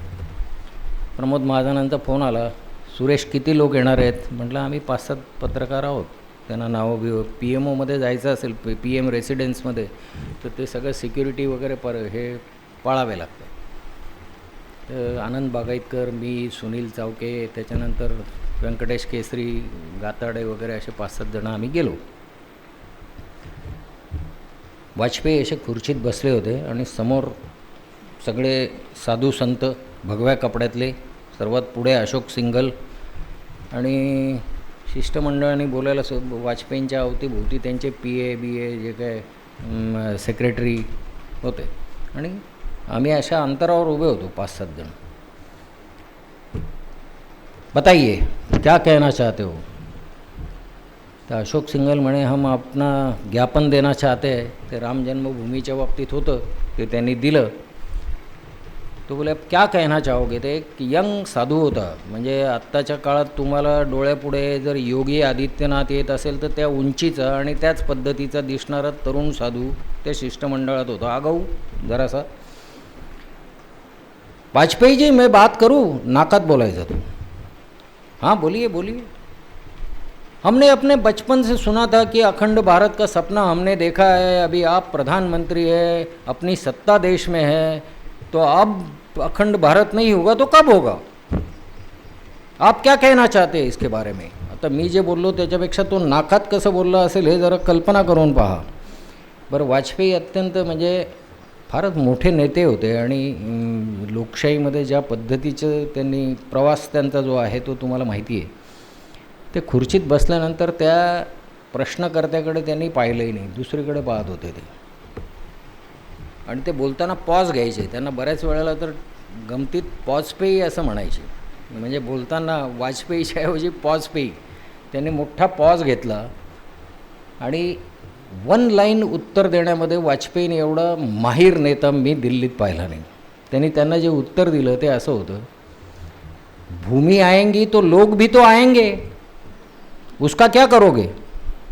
म्हणजे कल्पना करा की पाकिस्तानची लोकसंख्या दोन्हीकडची, म्हणजे इकडची बांगलादेशची आणि पाकिस्तानची, अखंड भारत त्यांच्या कल्पनेतला तोच आहे. ते जर आले तर भारताच्या लोकसभेची अवस्था काय असेल? त्याचे किती मतदारसंघ? आता अर्थात जर निवडणूक आयोग त्याच्यातही SIR राबवून आणि काय करून तर ते पाकिस्तानातही निवडणूक जिंकू शकतात, त्याच्यात काही प्रश्न नाही आहे. पण प्रश्न असा आहे की हे झालं तर काय होईल? अशोक सिंघलपासून एकालाही त्याचं उत्तर त्यावेळेला देता आलं नाही. हे अखंड भारताच्या विषयी भाजपच्या पंतप्रधानाची भूमिका मी मुद्दाम तुम्हाला ऐकवली की गैरसमज लोकांच्या डोक्यात अजूनही अखंड भारत चालूच असतं, डफली वाजतच असते. तुमच्या नागपूरमध्ये जास्त वाजते. तर असो. तर या सगळ्या ह्याच्यामध्ये वल्लभभाई पटेल आणि नेहरू यांच्यावर त्यांच्या संबंधांबाबत बोलायला लागलो तर खूप काही गोष्टी सांगता येतील. एक फक्त मला या निमित्ताने एक घटना सांगावीशी वाटते की दोघांची मैत्री कशी होती. पटेलांच्या कन्या होत्या मणीबेन पटेल, की ज्या स्वतंत्र भारतामध्ये 3 टर्म लोकसभेच्या खासदार होत्या. तर त्यांनी, मी जे मग पत्र वाचून दाखवलं पटेलांचं, त्या पत्रव्यवहाराच्या संग्रहाची जी प्रस्तावना आहे ती मणीबेन म्हणजे त्यांच्या मुलींनी लिहिलेली आहे. त्याच्यामधला एक प्रस्तावनेतला प्रसंग मी तुम्हाला सांगतो, म्हणजे या दोघांची रिलेशनशिप कशी होती ते तुम्हाला स्पष्ट होईल. आता जेव्हा भारत स्वतंत्र झाला, पंतप्रधान आणि गृहमंत्री अनेक गोष्टींचे निर्णय त्यांना एकमेकांशी विचारविनिमय करून घ्यावे लागायचे. मग चर्चेला दिवसभरात वेळ कधी मिळेल माहीत नाही, तर ते संध्याकाळी एकदा रात्री पटेल आणि नेहरू पंतप्रधानांच्या निवासस्थानी चर्चेला बसले. माझ्या माहितीप्रमाणे त्याच्यात तो विषय महत्त्वाचा हाच होता, म्हणजे विलिनीकरणाचा, आणि बाकीचेही देशातले विषय होते. तर ते बोलताना गप्पा मारताना रात्र झाली. रात्र झाल्यानंतर नेहरूंनी घड्याळ पाहिलं आणि त्यांच्या लक्षात आलं, म्हणे सरदार रात्र खूप झाली आहे, चला मी तुम्हाला सोडायला येतो. मग ते दोघं पायी चालत चालत पंतप्रधानाच्या निवासस्थानापासून पटेलांच्या घरापर्यंत नेहरू आणि पटेल पायी चालत चर्चा करत निघाले, पुढे गेले. पटेलांचं घर आलं. बोलणं काही संपेना ना दोघांचं, विषय चालूच. आतमध्ये गेल्यानंतर बाहेर वरांड्यामध्ये एक बाक ठेवलेला होता, तिथे दोघं बसले, तिथे बोलत बसले. मग काही वेळांनी पटेलांच्या लक्षात आलं की अरे बापरे, मध्यरात्र झाली, आता तर 4-4:30 वाजले. तर ते म्हणाले की जवाहर, मध्यरात्र झालेली आहे, चल आता मी तुला सोडायला येतो. आणि मग वल्लभभाई पटेल आणि नेहरू परत पायी चालत चालत चालत पंतप्रधानाच्या घरी आले. आता हे सगळा प्रसंग मणीबेननी लिहिलं आहे, कारण या दोघांना हवं काय नको काय हे सगळं पाहण्याची जबाबदारी वल्लभभाईंच्या घरात मणीबेन सांभाळत होत्या. ते जेव्हा पंतप्रधानांच्या घरी पोहोचले तेव्हा पहाटेचे 5:30 वाजले. आणि मग नेहरू म्हणाले आता बास झालं, देवा इथेच झोपा. त्याच्यानंतर मग पटेलांनी तिथे विश्रांती घेतली.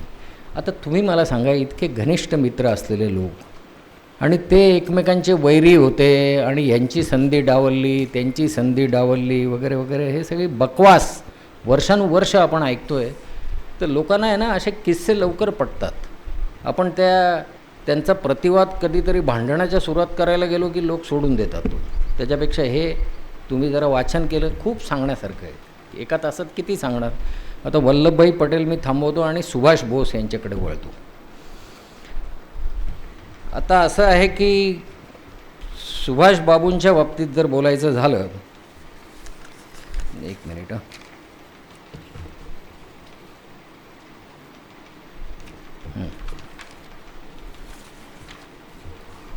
तुम्हाला कंटाळा आला तर मला लगेच सांगा, नाही तर म्हणजे कारण पोटामध्ये भूकही असते याची मला जाणीव आहे, पण हा विषय जो आहे ना तो या पद्धतीने गेला नाही तर कळणार नाही. म्हणून आता असं आहे की बोस कुटुंब जे होतं ते बंगालमधलं प्रतिष्ठित अशा प्रकारचं घराणं होतं. सुभाषचंद्र बोस यांचे वडील जे जानकीनाथ होते ते वकील होते व्यवसायाने, आणि 1905 साली ते कटकला वकिली करायला गेले. कटक म्हणजे आता ओरिसामध्ये आहे, पण त्यावेळेला ते बंगालचं प्रशासकीय मुख्यालय कटक होतं. तर तिथे ते वकिली करायला गेले 1905 साली, आणि प्रचंड मोठी जबरदस्त वकिली, आणि ब्रिटिश सरकार फिदा होते जानकीनाथांवर. त्याच्यामुळे 1912 साली त्यांनी सुभाषबाबूंच्या वडिलांना रायबहादूर ही सन्मानाची पदवी पण दिली होती जानकीनाथांना. त्यावेळेला सुभाषबाबू लहान होते. मॅट्रिकच्या परीक्षेमध्ये ते कलकत्त्याच्या बोर्डामध्ये 4थ्या क्रमांकाने उत्तीर्ण झाले. 4थ्या नाही, 2ऱ्या क्रमांकाने उत्तीर्ण झाले. आपला मुलगा हुशार आहे जानकीनाथांच्या लक्षात आलं. त्यांनी म्हणजे आता खरं म्हणजे सुभाषबाबू म्हणजे त्यांना जी मुलं होती जानकीनाथांना त्याच्यातलं 9वं अपत्य. पण हा ब्राईट मुलगा आहे तर हा ICS झाला पाहिजे असं त्यांना वाटायचं. ते मागे लागले मॅट्रिकनंतरच की बाबा तू ICS झाला पाहिजे. दरम्यानच्या काळात प्रेसिडेन्सी कॉलेज जे कलकत्त्याचं आहे तिथे त्यांनी तत्त्वज्ञानामध्ये पदवी घेतली सुभाषबाबूंनी. आणि मग ती पदवी घेतल्यानंतर वडिलांचा खूपच आग्रह, ICS व्हा, ICS व्हा, ICS म्हणजे आत्ताची IAS डोळ्यापुढे आणा तुम्ही. ते इंडियन सिव्हिल सर्व्हिस होती त्या काळात. तर ती सिव्हिल सर्व्हिस ब्रिटिशांच्या अखत्यारीतली सर्व्हिस होती.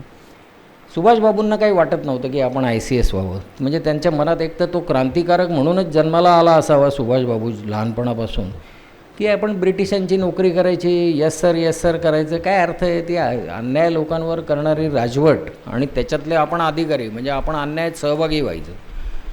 पण आता वडिलांची इच्छा होती. 8 महिने राहिले होते परीक्षेला. तर मग सुभाषबाबू इंग्लंडला गेले. 8 महिन्याच्या तयारीवर त्यांना वाटलं बहुतेक आपलं काही होणार नाही, पण आता इच्छा आहे वडिलांची तर जाऊन येऊ म्हणून गेले होते. परीक्षा दिली त्यांनी. परीक्षा दिल्यानंतर ते 4थ्या क्रमांकाने उत्तीर्ण झाले ते IASच्या परीक्षा. सगळ्या ब्रिटिश अधिकाऱ्यांना मागे टाकून सुभाषबाबू मुळात कुशाग्र बुद्धी आणि प्रचंड बुद्धिमत्ता असलेला, तत्त्वज्ञानामधला ग्रॅज्युएट असलेला माणूस. त्या काळामध्ये त्यांच्याही डोक्यात जवाहरलाल नेहरू जसे इंग्लंडमध्ये असताना आपले वडील मोतीलाल नेहरू आणि भारतातल्या सगळ्या काँग्रेस नेत्यांना पत्रवित्र लिहायचे, तसे हे पण संपर्कात होते. भारतात जे काही काँग्रेस चळवळीत लोक होते त्याच्यामध्ये मुख्यत्वे होते चित्तरंजन दास. चित्तरंजन दास हे मोतीलाल नेहरूंचे सहकारी होते आणि स्वराज पार्टी काढून दोघांनी ब्रिटिशांना त्यावेळेसच्या नॅशनल असेंब्लीमध्ये हैराण केलं होतं आणि चळवळीतलं मोठं नाव होतं चित्तरंजन दास, आपल्याला कल्पना आहे. तर त्यांचा प्रभाव होता सुभाषबाबूंवर, त्यांच्याशी पत्रव्यवहार वगैरे करायचे. चित्तरंजन दास सुभाषबाबूंना म्हणाले की तुमची ICS वगैरे झाली आहे, तर तुमचं काय शिक्षण असेल ते आटपा आणि भारतात या. त्यांनी केम्ब्रिज विद्यापीठातून पुन्हा तत्त्वज्ञानामध्ये पुढचं शिक्षण घेऊन ते पूर्ण केलं आणि ते भारतात आले तर ते बोटीने उतरले मुंबईला. महात्मा गांधींचं नाव तोपर्यंत ते जगभर गेलेलं होतं. चित्तरंजन दासांनी त्यांना सांगितलं होतं की मुंबईला उतरणार आहात तर गांधीजींना भेटल्याशिवाय येऊ नका. ते उतरले बोटीने आणि थेट मणिभवनमध्ये गेले, जिथे महात्मा गांधी होते. इथे बापूंची कुटी आहे, तसं मणिभवनमध्ये गांधीजी उतरायचे मुंबईमध्ये. आता डोक्यामध्ये सगळं वेगळंच रसायन सुभाषबाबूंच्या होतं ना, स्वातंत्र्याविषयीच्या कल्पनांचं. त्यांनी गांधींशी बोलताना इतके प्रश्न विचारून भडीमार केलं आणि हैराण करून टाकलं त्यांनी गांधींना मणिभवनामध्ये. आणि त्यांना सांगितलं की स्वातंत्र्य मिळवण्याकरता कोणाचीही मदत घेतली तर काय होतं, मग तो हुकुमशाह आहे का राजेशाह आहे त्याचा काय संबंध आहे. आपला देश फाटका आहे तर आपण मदत ज्याची मिळेल त्याची घेतलीच पाहिजे ना. गांधीजी शांत राहिले. गांधीजींच्या लक्षात आलं तरुण रक्त आहे. ते म्हणाले तुम्ही आत्ता परदेशातून आला आहात ना, मग माझं ऐका, बंगालमध्ये जा, चित्तरंजन दास बरोबर काम करा, ते जे सांगतील ते ऐका आणि कार्याला सुरुवात करा. म्हणजे त्या विषयावर पडदा टाकला गांधींनी की आता या तरुण मुलाशी फार वाद घालून काही निष्पन्न होणार नाही, हे त्यांना कल्पना आली होती. आता काय झालं की पुढे बंगालमध्ये गेले आणि सुभाषबाबूंनी आपलं कामकाज सुरू केलं. तेव्हा काँग्रेसमध्ये पंडित जवाहरलाल नेहरू आणि त्यांच्यापेक्षा वयाने 9 वर्षांनी लहान असलेले सुभाष बोस, हे दोघांचंही विचारचक्र जे होतं पुढच्या भारताबद्दल, तर तो समाजवादी भारत असावा, सर्व लोकांचं भरं व्हावं. म्हणजे विचार जो काही होता तो मुळामध्ये समाजवादी विचार, उजवा विचार त्यांच्या डोक्यात नव्हता. दोघंही विचारांनी डावे म्हटलं तरी हरकत नाही, डावे पक्ष जे आहेत आत्ता भारतातले ते सोडून द्या, पण समाजवादी विचारसरणी जी सेंट्रिस्ट आहे, जराशी पूर्ण डावीकडे न गेलेली, त्या विचारांचे होते. तर दोघांच्यामध्ये सख्य होणं हे नॅचरल होतं. तर सुभाषबाबूंबद्दल नेहरूंनाही आस्था वाटायची, नेहरूंबद्दल त्यांनाही आस्था वाटायची. मग पंडित नेहरूंची लाहोर काँग्रेसच्या अध्यक्षपदी निवड झाली. त्यावेळेला सुभाषबाबू पूर्णपणे नेहरूंच्या पाठीशी उभी राहिले. तरुणांची एक फौज, सळसळती फौज काँग्रेसमध्ये जी उभी राहिली ती या 15 मिनटं चालेल ना? हां, प्रश्नोत्तरं नंतर घेऊ. नाही त्याचं कारण आता बरोबर 45-50 मिनटं झाली आहेत आणि अजून मला 15 मिनटं तरी लागणार आहे. चालेल ना? नाही तुम्हाला भूक लागली असेल तर मग सुभाषबाबू आपण तर आपण जेवणाची वेळ जी आहे आता बघा किती झाला, दीड झाला, दीड 1:45 वाजता आपण जेवायला जाऊया. चालेल, ठीक. 5-1 मिनटं अलीकडे पलीकडे. तर मग आता असं झालं की त्यावेळेला नेहरूंच्या पाठीशी असलेले जे सुभाषबाबू होते ते एक तर अतिउत्साही. त्यांनी असं केलं की 3 ठराव मांडले लाहोरच्या अधिवेशनामध्ये. आता हे ठराव जे होते त्याच्यामध्ये म्हणजे डोक्यामध्ये विचारच असा अतिरेकी. ते म्हणाले की आपण ब्रिटिशांचं जुमानायची काय गरज आहे, आपण पॅरलल सरकार भारतामध्ये तयार केलं पाहिजे, प्रति सरकार, आणि आपणच देश चालवला पाहिजे. हा पहिला ठराव काँग्रेसच्या अधिवेशनात सुभाषबाबूंनी मांडलेला. दुसरा ठराव असा होता की म्हणजे पर्यायी सरकारचं झालं, त्याच्यानंतर दुसरा, भारतातली जनता जे काही ब्रिटिशांना कर देते ते सगळे ताबडतोब थांबवा, 1 रुपया द्यायचा नाही ब्रिटिशांना. हा दुसरा ठराव. आणि तिसरा ठराव जो होता तो पूर्ण असहकार, कलेक्टरचा ऐकायचा नाही, पोलिसचा ऐकायचा नाही, वगैरे वगैरे अशा स्वरूपाचं. तिन्ही ठराव सुभाषबाबूंनी मांडले.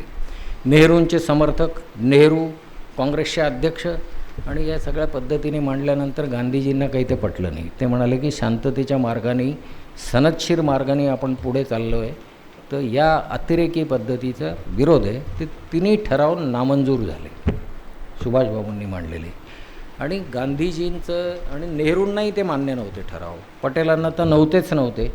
त्याच्यामुळे तिथून मतभिन्नता या दोघांमध्ये सुरू झाली. लाहोरच्या अधिवेशनामध्ये हे मतभेद उघड झाले. आता पुढे असं झालं की भारताच्या स्वातंत्र्याची आकांक्षा सुभाषबाबूंमध्ये वाढतच गेली. त्या एका अधिवेशनामध्ये काँग्रेसच्या जपाननी चीनवर जो हल्ला केला त्याची नेहरूंनी निर्भत्सना केली. सुभाषबाबूंना ते बिलकुल आवडलं नाही, कारण त्यांच्या डोक्यात सारखं असं होतं की इटली म्हणजे जिथे हिटलरची राजवट होती, फॅसिझम, मुसोलिनी म्हणजे सॉरी मी नाव चुकलं माझं, जर्मनी जिथे हिटलरची राजवट होती, इटली जिथे मुसोलिनीची राजवट होती, आणि इकडे जपान यांची आपण मदत घेतली पाहिजे आणि आपला देश स्वतंत्र केला पाहिजे. ही इतकं पक्कं त्यांच्या डोक्यात होतं. तर म्हणे फॅसिझमची पण मदत घ्यावी लागली तर त्याच्यात काय बिघडतं. तर त्या जपानचा निषेध नेहरूंनी केला, ते यांना बिलकुल आवडलं नाही सुभाषबाबूंना. त्यांनी वाद घातला त्यांच्याशी.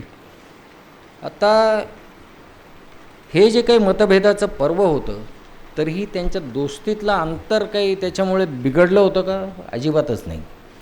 त्यावेळेला नेहरूंच्या पत्नी कमला नेहरू या उपचारासाठी युरोपला गेल्या होत्या. तेव्हा जे युरोपमध्ये बी स्वित्झर्लंडला होत्या त्या. तर सुभाषबाबूंना पत्र लिहिलं नेहरूंनी की तू युरोपला निघाला आहेस तर तू कमलाला अवश्य भेट. ती आजारी आहे, जमेल तेवढी तिची काळजी घे, मला त्याची मदत होईल. आता जर भांडण असतं, वैचारिक मतभेद अवश्य होते, पण भांडण असतं तर असं पत्र नेहरूंनी लिहिलं असतं का? ही पत्र अलीकडच्या काळामध्ये सार्वजनिक करण्यात आलेली आहे. नेहरूंचा आणि सुभाषबाबूंचा पत्रव्यवहार कलकत्त्यामध्ये ती सर्वांना उपलब्ध आहे. त्याच्यामधलं हे पत्र आहे. तर हे पत्र नेहरूंनी त्यांना लिहिलं. त्याप्रमाणे सुभाषबाबू कमला नेहरूंना भेटले. दुर्दैवाने त्याच्यानंतर तिकडेच त्यांचं निधन झालं. त्याच्यानंतर आणखीन एक घटना आहे. कलकत्ता म्युन्सिपाल्टीचे अध्यक्ष झाले सुभाषबाबू. तर नेहरूंनी त्याही वेळेला त्यांना पत्र लिहिलं की राष्ट्रीय प्रतिष्ठा असलेला तुझ्यासारखा नेता असा स्थानिक निवडणुकांमध्ये कुठे गुंतला, हे काय बरोबर नाही आहे तुला. तर हे म्हणजे नेहरू काय होतं हे सुभाषबाबूंना माहिती होतं की आपल्या तत्वांशी हा माणूस कधीही तडजोड करणार नाही. पुढे असं झालं की 1938 आणि 1939 ही 2 वर्ष नेहरू, सुभाषबाबू आणि काँग्रेसच्या आयुष्यात अत्यंत वाईट गेलेली वर्ष म्हणूनच त्यांची नोंद आहे. तर त्याच्यामध्ये 1938 साली हरिपुरा हरिपुरा गुजरातमध्ये तिथे काँग्रेसच्या अधिवेशनाचे अध्यक्ष सुभाषबाबू झाले. आणि आपलं जे त्यांचं पहिल्यापासूनचं जे ठाम मत होतं की आपल्याला ज्याची मदत मिळेल ती आपण घेतलीच पाहिजे, हे त्यांनी अध्यक्षीय भाषणातून मांडलं. अध्यक्षीय भाषणातून मांडल्यानंतर ते कोणालाही काँग्रेस कार्यकारिणीत जे लोक होते त्यांना मान्य नव्हतं. गांधीजी तर त्यांच्या भाषणाच्या वेळेला अनुपस्थितच होते, त्यांचा त्याला विरोध होता.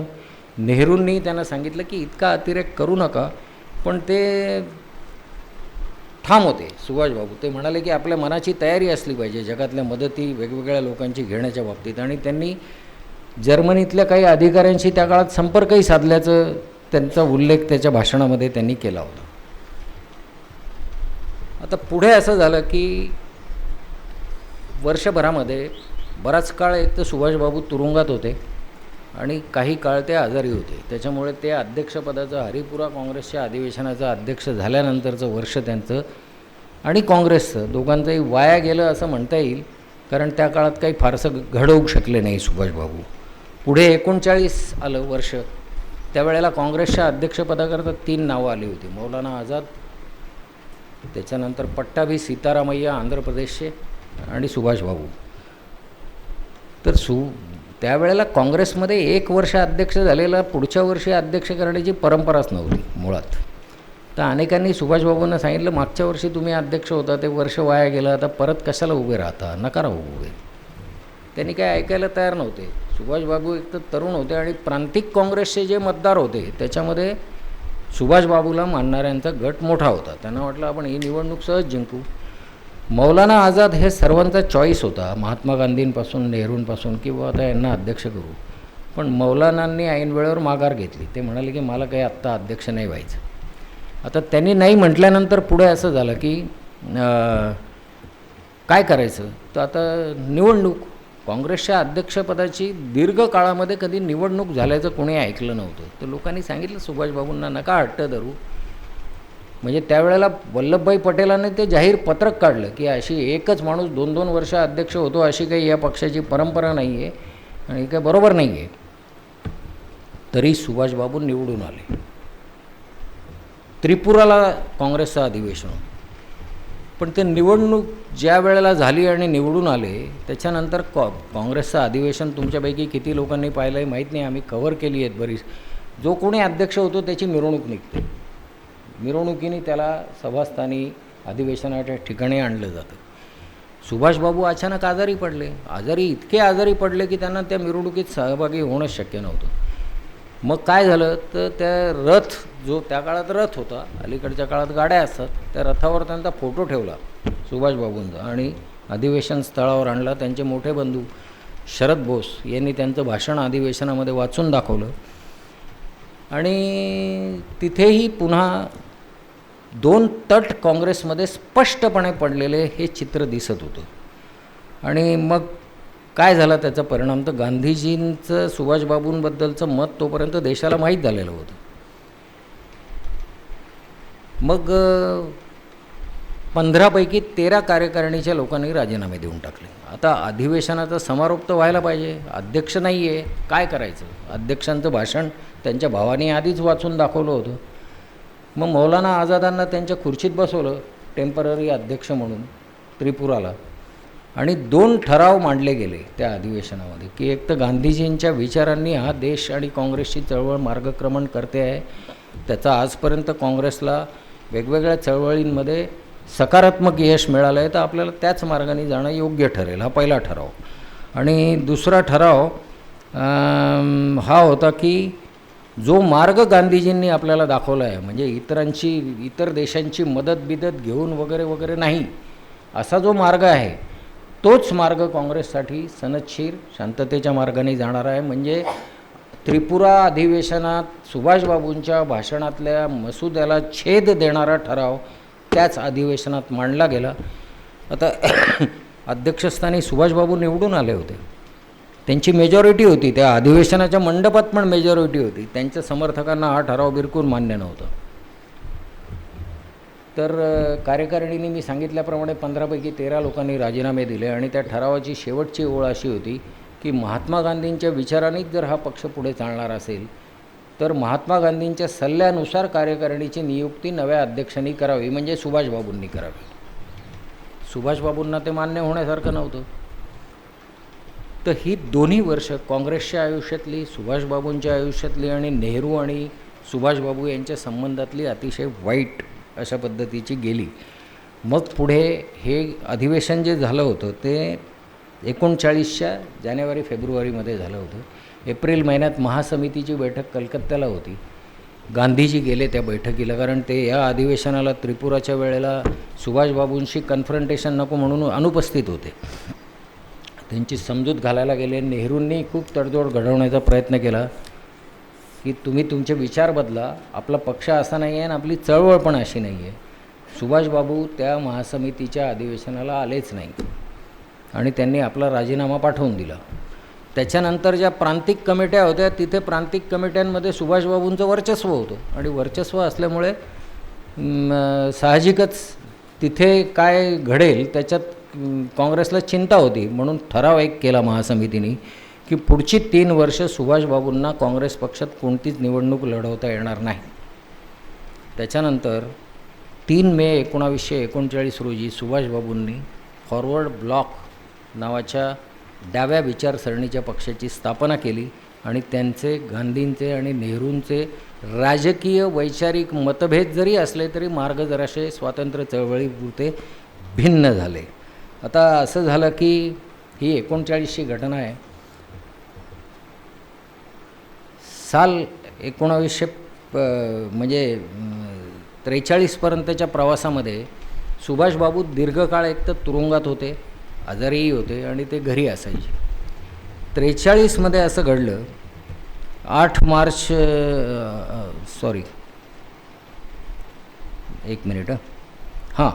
41 सालची गोष्ट, म्हणजे 2 वर्षानंतर 41 साली असं झालं की सुभाषबाबू कलकत्त्यात आपल्या घरी होते. नजरबंदीत होते ब्रिटिशांच्या, म्हणजे पोलिसांचा पहारा घराच्या बाहेर पडता येत नाही वगैरे अशा अवस्थेत होते आणि विचार करत होते पुढच्या योजना काय करायच्या काय नाही. तर एक दिवशी जानेवारी महिन्यामध्ये मध्यरात्री 2-2:30 वाजले असतील, त्यावेळेला त्यांनी वेशभूषा बदलली, मुस्लिम वेश धारण केला सुभाषबाबूंनी. मोहम्मद जियाउद्दीन असं नाव धारण केलं सुभाषबाबूंनी आणि घरातून गुपचूप ते बाहेर पडले पोलिसांची नजर चुकवून. शिशिर बोस हा त्यांचा पुतण्या जो आत्तापर्यंत हयात होता, तर ते शिशिर बोस हा पुतण्याने आपल्या गाडीमधून त्यांना गोमोह नावाचं बिहारमधलं एक रेल्वे स्टेशन होतं तिथपर्यंत सोडून दिलं मध्यरात्रीच. तिथे गेल्यानंतर ते बदललेल्या वेशात मोहम्मद जियाउद्दीन बनलेले सुभाषबाबू हे ट्रेननी, म्हणजे ती फ्रंटियर मेल या ट्रेननी ते पेशावरला गेले. पेशावर तुम्हाला माहिती आहे की अफगाणिस्तानच्या बॉर्डरवर असलेलं आहे भाग. तो पेशावरून बराच काळ पायी चालल्यानंतर मग कालांतराने ते अफगाणिस्तानला पोहोचले. अफगाणिस्तानहून मॉस्कोला गेले. मॉस्कोमध्ये गेल्यानंतर तिथून बाय ट्रेन ते बर्लिनला गेले. बर्लिन ही जर्मनीची राजधानी. 8 मार्च 1943 साली त्यांची हिटलरशी भेट झाली सुभाषबाबूंची. मोठ्या कष्टाने त्यांनी ती भेट मिळवली होती. हिटलरचा स्वभाव सुभाषबाबूंनाही कधीच भेटले नसल्यामुळे माहीत नव्हतं. त्यांनी आपलं सगळं की मला कसा देश स्वतंत्र करायचा आहे, त्याचं आंदोलन हे ते सगळं सांगितलं. हिटलरने ऐकून घेतलं, पण त्यांनी काहीही स्वारस्य दाखवलं नाही सुभाषबाबूंना की मी तुम्हाला मदत करीन. तर म्हणे मी काही चळवळ उभी करतो आहे, मला सशस्त्र लढा द्यायचा आहे, तर तुमची मदत पाहिजे. त्याच्यावर कोणतीही स्पष्टता त्यांच्या बोलण्यामध्ये हिटलरच्या नाही. त्याच्यामुळे 2 दिवसातच लक्षात आलं सुभाषबाबूंच्या की हिटलर काय आपल्याला मदत करणार नाही. आणखीन काही दिवस ते जर्मनीत राहिले. नंतर तिथल्या एका बंदरातून, एका पाणबुडीतून, जर्मन पाणबुडीतून ते मदागास्करला गेले. मदागास्करला गेल्यावर जपानी पाणबुडी तिथे त्यांना घ्यायला आली, कारण ब्रिटिशांच्या ताब्यात त्यांना जायचं नव्हतं म्हणून समुद्राच्या खालून सगळा प्रवास. मदागास्करहून ते इंडोनेशियाला पोचले आणि कालांतराने जपानला पोचले. हे सगळा पाणबुडीतला प्रवास. जपानला पोचल्यानंतर तिथले जे पंतप्रधान होते त्यांनी जपानी संसद जी आहे, ज्याला डाएट म्हणतात, त्या डाएटमध्ये सुभाषबाबूंचं भाषण ठेवलं. त्या डाएटमध्ये ते भाषण केल्यानंतर पंतप्रधानांनी त्यांना आश्वासन दिलं की तुम्ही जी लढाई पत्करलेली आहे त्याला आम्ही पूर्ण पाठिंबा देऊ, आमची तुम्हाला मदत असेल. वर्ल्ड वॉर सेकंडचा तो कालखंड होता, तुम्ही डोळ्यापुढे आणा. आणि जपान लढत होता आणि ब्रिटिश सरकार त्या विरोधात होतं. तर जपानच्या मदतीने जेव्हा हा प्रवास सुरू झाला तेव्हा मग त्यांनी हुकुमते आझाद हिंद नावाचा एक सरकार स्थापन केलं, प्रति सरकार, की जो ठराव त्यांनी लखनौच्या अधिवेशनात मांडला होता. त्या सरकारचे ते स्वतःच पंतप्रधान, स्वतःच राष्ट्रपती आणि स्वतःच युद्धमंत्री झाले. कोण? सुभाषबाबू. मग त्या सरकारमध्ये हे सगळं सुरू असताना एक पूर्व आशियातले ज्येष्ठ क्रांतिकारक जे होते रासबिहारी बोस यांनी पण काही चळवळी चालवल्या होत्या आणि एक भारतीय स्वातंत्र्य परिषद जी सुरू केली होती. तर सिंगापूरच्या फेरार गार्डनमध्ये त्यांनी त्याची सूत्र सुभाषबाबूंकडे देऊन टाकली. आता हा जो काही प्रति सरकार होतं आपला सुभाषबाबूंचं, त्याला 9 देशांनी त्या काळी पाठिंबा दिला. 9 देशांनी की हे सरकार आम्हाला मान्य आहे. पुढे आझाद हिंद सेना स्थापन केली. आता नेहरूंबद्दल आणि गांधीबद्दल मतभेद असले तरी प्रेम प्रचंड होतं सुभाषबाबूंच्या मनात. त्यांच्याकडे 3 ब्रिगेड त्यांनी आझाद हिंद सेनेमध्ये तयार केल्या. एकाचं नाव नेहरू ब्रिगेड, दुसऱ्याचं नाव गांधी ब्रिगेड आणि तिसऱ्याचं नाव सुभाष ब्रिगेड. आणि महिला पण होत्या प्रचंड संख्येने त्यांच्याबरोबर. त्या महिलांसाठी झाशी राणी रेजिमेंटची त्यांनी स्थापना केली. राणी लक्ष्मी, कॅप्टन लक्ष्मी, की ज्यांनी अब्दुल कलामांच्या विरोधात निवडणूक लढवली होती राष्ट्रपतीपदाची, त्या सुभाषबाबूंच्या त्या झाशी राणी रेजिमेंटच्या कमांडंट होत्या. असो, तर हे सगळं त्यांनी केलं आणि त्यांच्या डोक्यात पक्कं होतं की ब्रिटिश सरकारची सत्ता सशस्त्र लढ्यानेच, हे अहिंसक आंदोलन वर्षानुवर्षे चालल्या हातील काही पडणार नाही असं त्यांचं पक्कं ठाम मत होतं. तर मग त्या पद्धतीने ह्या फौजा त्यांच्या बरोबर, ती फौजेमध्ये भरती कोण झालं? तर जपाननी जे काही भारतीय लष्करातले कैदी पकडलेले होते वर्ल्ड वॉरमध्ये, ते सगळे सुभाषबाबूंच्या स्वाधीन केले. ते आझाद हिंद सेनेचे शिपाई झाले, त्याच्यात फौजेत भरती झाले. मग पूर्व आशियामध्ये सुभाषबाबू अनेक ठिकाणी फिरले. जिथे जिथे भारतीय वसाहती होत्या तिथे ते भाषणं करायचे. त्याच्यातली एक प्रचंड उक्ती आपल्याला माहिती आहे, तुम मुझे खून दो मैं तुम्हें आझादी दूंगा, हे त्यांच्या भाषणाचं सूत्र होतं. आणि ते लोकांना सांगायचे मला आर्थिक मदत करा आणि फौजेत भरती व्हा. तर जी काही फौज त्यांची तयार झाली, त्यांनी ब्रिटिश इंडिया त्या काळातला जो होता त्याच्यावर हल्ला केला. भारतात ब्रह्मदेशातून आली ती फौज आणि अंदमान आणि निकोबार ही 2 बेटं त्या फौजेने जिंकली ब्रिटिशांच्या विरोधात. ती जिंकल्यानंतर एकाचं नाव शहीद आणि एकाचं नाव स्वराज ठेवलं त्या बेटांचं. आणि मग तिथून त्यांनी ठरवलं की आता आपण इम्फाळवर हल्ला करायचा, पुढचं मार्ग म्हणून. त्या काळात आझाद हिंद रेडिओवरून सुभाषबाबूंनी जे भाषण केलं, त्यावेळेला भारतातल्या जनतेकरता आपण सगळं करतो आहे, तर त्यांना आपण काय करतो आहे ते कळलंही पाहिजे आणि गांधींना कळलं पाहिजे मुख्यत्वे आपली भूमिका. म्हणून त्यांनी एक अत्यंत भावनाप्रधान भाषण केलं, ज्याची सुरुवात मेरे नेता और भारत के राष्ट्रपिता महात्मा गांधी इनसे बात करने के लिए मैं आज आपके सामने बात कर रहा हूँ, सुभाषबाबूंचं भाषण. आणि त्याच्यामध्ये त्यांनी जपानची मदत का घेतली, ही सशस्त्र लढाई ते का करताय, त्याचं सगळं स्पष्टीकरण वगैरे वगैरे दिलं. आणि मग पुढे असं झालं की 45च्या अखेरीला दुसरं महायुद्ध संपलं, जपानचा पराभव झाला वर्ल्ड वॉरमध्ये. जपानचा पराभव झाल्यानंतर सुभाषबाबूंपुढे पर्यायच उरला नाही ना, आता काही जपानची मदत मिळणार नव्हती, लढाई पुढे कशी जाणार. तर त्यांनी रशियाची मदत घ्यायचं ठरवलं. आणि मग 45मध्ये ते एका विमानाने मांचुरियाकडे निघाले होते. तो दिवस होता 18 ऑगस्ट. त्या 18 ऑगस्टच्या दिवसामध्ये ते विमान मांचुरियाहून निघाल्यानंतर वाटेमध्ये तैपई म्हणजे आत्ताचं तैवान, त्या ठिकाणी ते अपघातग्रस्त झालं विमान. शहरीयार त्यांच्या विमानात होते, ते काही काळ जगले. त्यांनी त्या अपघाताविषयी बोललं. आणि मग जपानच्या वृत्तसंस्थेने हे पहिली ब्रेकिंग न्यूज त्यावेळेला, म्हणजे त्यावेळेला टेलिव्हिजन नव्हते, त्यांनी सगळ्या जगाला कळवलं की सुभाषबाबूंचा विमान अपघाती मृत्यू झालेला आहे. आणि त्याच्यानंतर त्यांना जगवण्याकरता खूप प्रयत्न इस्पितळात केले, पण त्यांचे इस्पितळामध्येच प्राण गेले. आणि त्याच्यानंतर त्यांच्या अंत्यविधीनंतर त्यांच्या अस्थी ज्या आहेत त्या टोकियोच्या एक बुद्ध मंदिर आहे रेणकोजी नावाचं, तिथे जपान सरकारने ठेवले आहेत. आता सुभाषबाबू बेपत्ता झाले एवढीच बातमी होती, आधी दिसले नाही. तर ते जिवंत आहेत की काय आहे याच्याबद्दलही अनेक वर्ष चालूच होतं. तर भारत सरकारने आयोग नेमले, 1956 साली नेमला, 1977 साली नेमला, की सुभाषबाबूंचं नेमकं काय झालं. तो शोध घेतल्यानंतर दोन्ही आयोगांचा निष्कर्ष हाच आहे की विमान अपघातातच सुभाषबाबू गेले. आता असं आहे की सुभाषबाबू ज्या क्षणी गेले आणि ही बातमी भारतात आली, त्यावेळेला 45 साली तर काही भारत सरकार नव्हतं. तर नेहरू अत्यंत अस्वस्थ झाले की आपला एक तरुण लढवय्या असा सहकारी गेला. त्यांच्या डोळ्यातून अश्रू नकळत बाहेर आले. त्यावेळेला जे अधिकारी उपस्थित होते त्यांनी ही नोंद करून ठेवली आहे की नेहरू सुभाषबाबूंनंतर कसे गेले ते. आणि मग नेहरू गेल्यानंतर प्रश्न असा होता की महात्मा गांधी, पटेल किंवा यांना सुभाषबाबूंबद्दल आकस कधीच नव्हता. नेहरू शेवटचे जे काही त्यांच्याबद्दल बोलले, ती 2 वाक्य मी वाचून दाखवतो.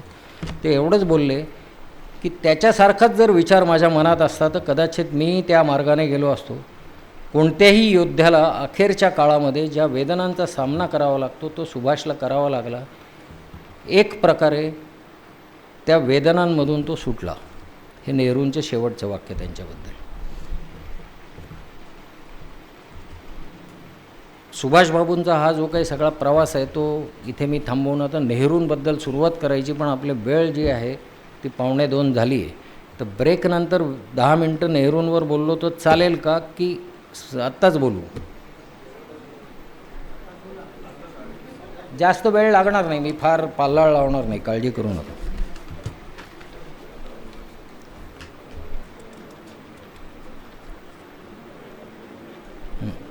आता असं आहे की पंडित नेहरू हा विषयच इतका मोठा आहे की खरं म्हणजे तो 10-15 मिनटात आटोपणार नाही याची आपल्यालाही कल्पना आहे. त्याच्यावर स्वतंत्र भाषण करायला पाहिजे खरं तर. पण मी सूत्ररूपाने काही महत्त्वाचे मुद्दे तुमच्यापुढे मांडणार आहे. नेहरूंच्या व्यक्तिमत्त्वाचं जर विश्लेषण करायचं झालं तर 2 भागांमध्ये करावं लागेल. एक स्वातंत्र्यपूर्व चळवळीतले नेहरू आणि नंतर पंतप्रधान नेहरू, म्हणजे भारत स्वतंत्र झाल्यानंतरचे नेहरू. आता त्यांचं बालपण कसं गेलं, मग त्यांचं शिक्षण इंग्लंडमध्ये कसं झालं, कमला नेहरूंचं त्यांचं लग्न, त्याच्यानंतर त्यांचा संसार, मग इंदिरा गांधींचा जन्म वगैरे वगैरे, हे सगळ्या विषयावर मी काही बोलणार नाही, कारण त्याच्यावर विपुल लेखन झालेलं आहे ना, आपल्याला माहिती पण आहे, म्हणून तो विषय मी टाळतो. संपूर्ण स्वातंत्र्य चळवळीमध्ये म्हणजे 1920 पासून ते 1947पर्यंत जी काही मोठा लढा भारतात स्वातंत्र्य चळवळीमध्ये काँग्रेस पक्षाने मुख्यत्वे जो दिला, त्याच्यामध्ये सलग 9 वर्ष नेहरू तुरुंगवासात होते. म्हणजे 9 वेगवेगळ्या तुरुंगामध्ये 9 वेळा त्यांना अटक झाली आणि 3259 दिवस, म्हणजे जवळपास 9 वर्ष ते तुरुंगामध्ये होते. इतका दीर्घकाळ तुरुंगात राहिलेला नेहरूंच्या उंचीचा दुसरा नेता भारतात नव्हता. वल्लभभाई पटेल आणि सुभाष यांनाही अटक झाली, पण त्यांचा स्कोअर तुरुंगात राहण्याचा इतका नाही. असो, तर ते काही म्हणजे मला तुलना करण्याचा उद्देश नाही. तिघांच्या देशभक्तीबद्दल कोणाच्या मनात शंका असण्याचं काही कारण नाही. नेहरूंनी तुरुंगवासामध्ये काय केलं? नेहरू काही फक्त राजकीय नेते नव्हते, ते एक अत्यंत विद्वान अशा प्रकारचे लेखक होते. त्यांनी डिस्कवरी ऑफ इंडिया म्हणजे भारताचा शोध, त्याच्यानंतर ॲन ऑटोबायोग्राफी म्हणजे त्यांची स्वतःची आत्मकथा, आणि ग्लिम्सेस ऑफ वर्ल्ड हिस्ट्री म्हणजे जागतिक इतिहासाची झलक, ही 3 प्रमुख, आणि बाकी अनेक पुस्तकं नेहरूंच्या काळात त्यांची काहीतरी 47 पुस्तकं आहेत टोटल. तर ती 3 पुस्तकं जे लिहिली होती ती जगामध्ये अजूनही बेस्ट सेलर आहेत. 1999 साली टाईम मॅगझिननी म्हणजे त्या शतकामध्ये काय झालं, कोण मोठे हे होते, तर जगातले सर्वात मोठे लेखक कोण होते त्यांची काहीतरी 200 लोकांची यादी काढली. तर ती 200 लोकांची यादी काय करायची, ती छाटत ती 25वर आणली. आणि त्या 25 नंतर त्यांच्या टीमने असं ठरवलं की असं नाही, 1 किंवा 2 लेखकांची नावं आपल्याला दिली पाहिजे. तर शेवटी 2 नावं राहिली. त्याच्यामध्ये एक बर्ट्रांड रसेल आणि दुसरं पंडित जवाहरलाल नेहरू या उंचीचा हा लेखक होता.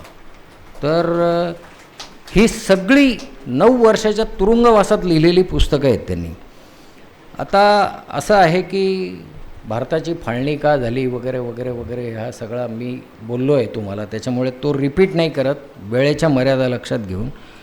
फाळणीनंतर नेहरू आणि गांधींनी पटेलांनी काय केलं हे पण मी आपल्यासमोर बोललेलो आहे. आता एक गोष्ट फक्त तुम्हाला मी थोडक्यात म्हणजे वेळ वाचावा म्हणून सांगतो. एका अत्यंत विद्वान चिंतकाने की जे माझी IAS ऑफिसर होते, त्यांनी नेहरूंबद्दल एक नोट लिहिलेली मला मिळाली, ती वाचून दाखवतो आणि मग मी हे भाषण संपवणार आहे. म्हणजे वेळेत संपेल ह्या अर्थाने, थोडा शॉर्टकट. आणि मी तुम्हाला एक गोष्ट सांगू इच्छितो की मी शिबिरात 2 दिवस आहे. कोणाच्या मनात शंका असतील, कारण आता चीन युद्ध, काश्मीर, त्याच्यात नेहरूंची भूमिका वगैरे वगैरे बोलायला आता वेळ नाही आहे. पण तुम्हाला प्रश्न विचारायचे असतील तर खाजगीत मला विचारा, त्याची मी उत्तरं देईन, तो काही प्रश्न नाही. 17 वर्ष नेहरू देशाचे पंतप्रधान होते. म्हणजे आता दिवस मोजायची सुरुवात झाली आहे. लोकांनी टाळ्या वाजवून नेहरूंचं रेकॉर्ड मोडलं वगैरे वगैरे, ते रेकॉर्ड मोडलं ही गोष्ट खोटी आहे. याचं कारण नेहरू 47 पासून पंतप्रधान होते, तर 6126 दिवस नोट करून घ्या तुम्ही, नेहरू पंतप्रधान होते भारताचे. तेवढे दिवस काही मोदींना झालेले नाहीत आणि तेवढे होणारही नाहीत, हे आपण सगळ्यांच्या साक्षीने मी तुम्हाला सांगतो. तर 17 वर्षाच्या कारकिर्दीत 117 वेगवेगळ्या संस्थांची नेहरूंनी उभारणी केली. आणि त्याची यादी मी काय आता आपल्यापुढे वाचून दाखवत नाही, महत्त्वाच्या संस्था वगैरे काय होत्या. फक्त ती नोट मात्र मी तुम्हाला साधारणपणे 2 ते 3 मिनटात संपेल तेवढी वाचून दाखवतो. फाळणीनंतरचा उद्ध्वस्त भारत नेहरूंच्या हाती आला. भारत स्वतंत्र झाला, पण तो विजयी नव्हता. फाळणीच्या आगीत भाजलेला, धार्मिक दंगलींनी रक्तबंबाळ झालेला, मानवतेच्या किंकाळ्यांनी विदीर्ण झालेला असा तो भारत होता.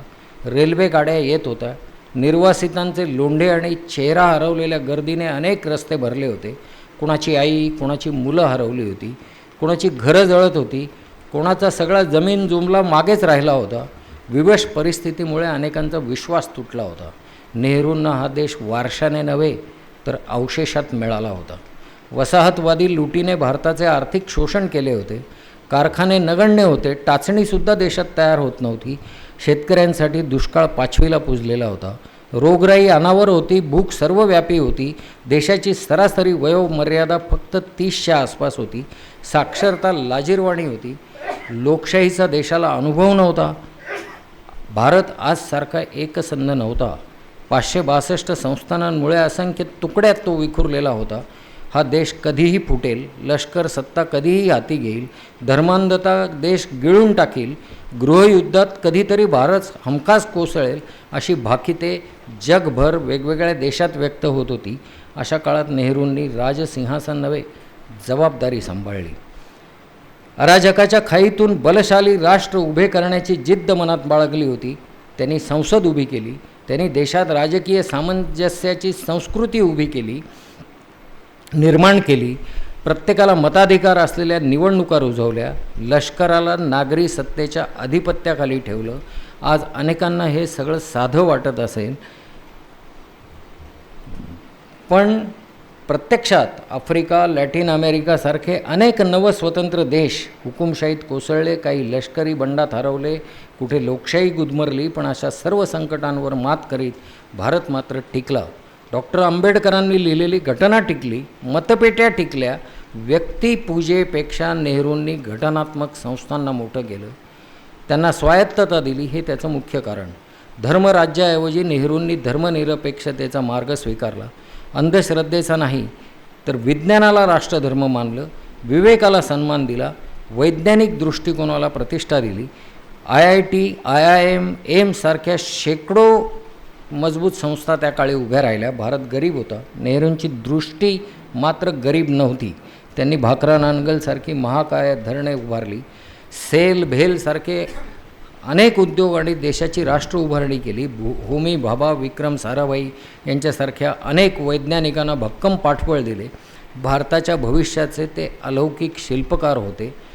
विनाकारण उठसूट दोषी ठरवून नेहरूंचे मूल्यमापन किंवा मूल्यांकन कोणालाही करता येणार नाही. काही नेते दिवसात 4 वेळा कपडे बदलून शहेनशाहसारखे सत्तेची खुर्ची उभवतात.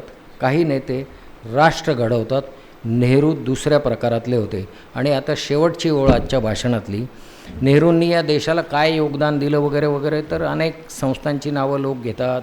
मग नेहरूंच्या लोकप्रियतेचा उल्लेख होतो. मी मात्र सर्वात मोठं योगदान काय नेहरूंचं ते एका वाक्यात तुम्हाला सांगेल की या देशामध्ये लोकशाही रुजवली नेहरूंनी. हे त्यांच्या आयुष्यातलं सर्वात मोठं योगदान होतं. ठरवलं असतं तर ते हुकुमशाह होऊ शकले असते, पण त्यांनी त्या मार्गाला ते कधीही गेले नाहीत. आणि एक गोष्ट मान्य केली पाहिजे की हुकुमशाही न करता 1958 साली जेव्हा 10 वर्ष पूर्ण झाली होती त्यावेळेला नेहरू म्हणाले की बस झालं, पंतप्रधानपद 10 वर्ष माझ्याकडे होतं, आता नवीन माणसाला संधी देऊया. आणि त्यांनी राजीनामा देण्याचाही विचार बोलून दाखवला. त्यावेळेला सगळ्या काँग्रेसने तर ठराव करून त्यांचा विचार हाणून पाडला आणि देशभर असं एकदम वातावरण झालं की यांना राजीनामा देऊ देता कामा नये, भारताचं काय होईल. आणि त्यावेळेला फक्त भारतापुरतं नाही तर निकिता क्रुश्चेव आणि तिकडे आयसेनहॉवर, एक अमेरिका आणि रशिया दोघांच्या विरुद्ध परस्पर विरुद्ध असलेल्या 2 महासत्तांचे 2 प्रमुख, त्यांनी नेहरूंना विनंती केली की तुम्ही जर राजीनामा दिला तर जगाचा बॅलन्स जाईल, तेव्हा तुम्ही असं करू नका. हे आता घडेल का असं? आपले विश्वगुरू. इथे भाषण मी माझं थांबवतो. आपण दीर्घकाळ माझं ऐकून घेतलं आणि नियोजित वेळेपेक्षा साधारणपणे 20 मिनटं मी जास्त घेतली. त्याच्याबद्दल तुमच्या सगळ्यांची क्षमा मागतो आणि माझे 2 शब्द. धन्यवाद सगळ्यांचे. आता सगळ्या विषयावर फोकस केलं आहे. धन्यवाद सर.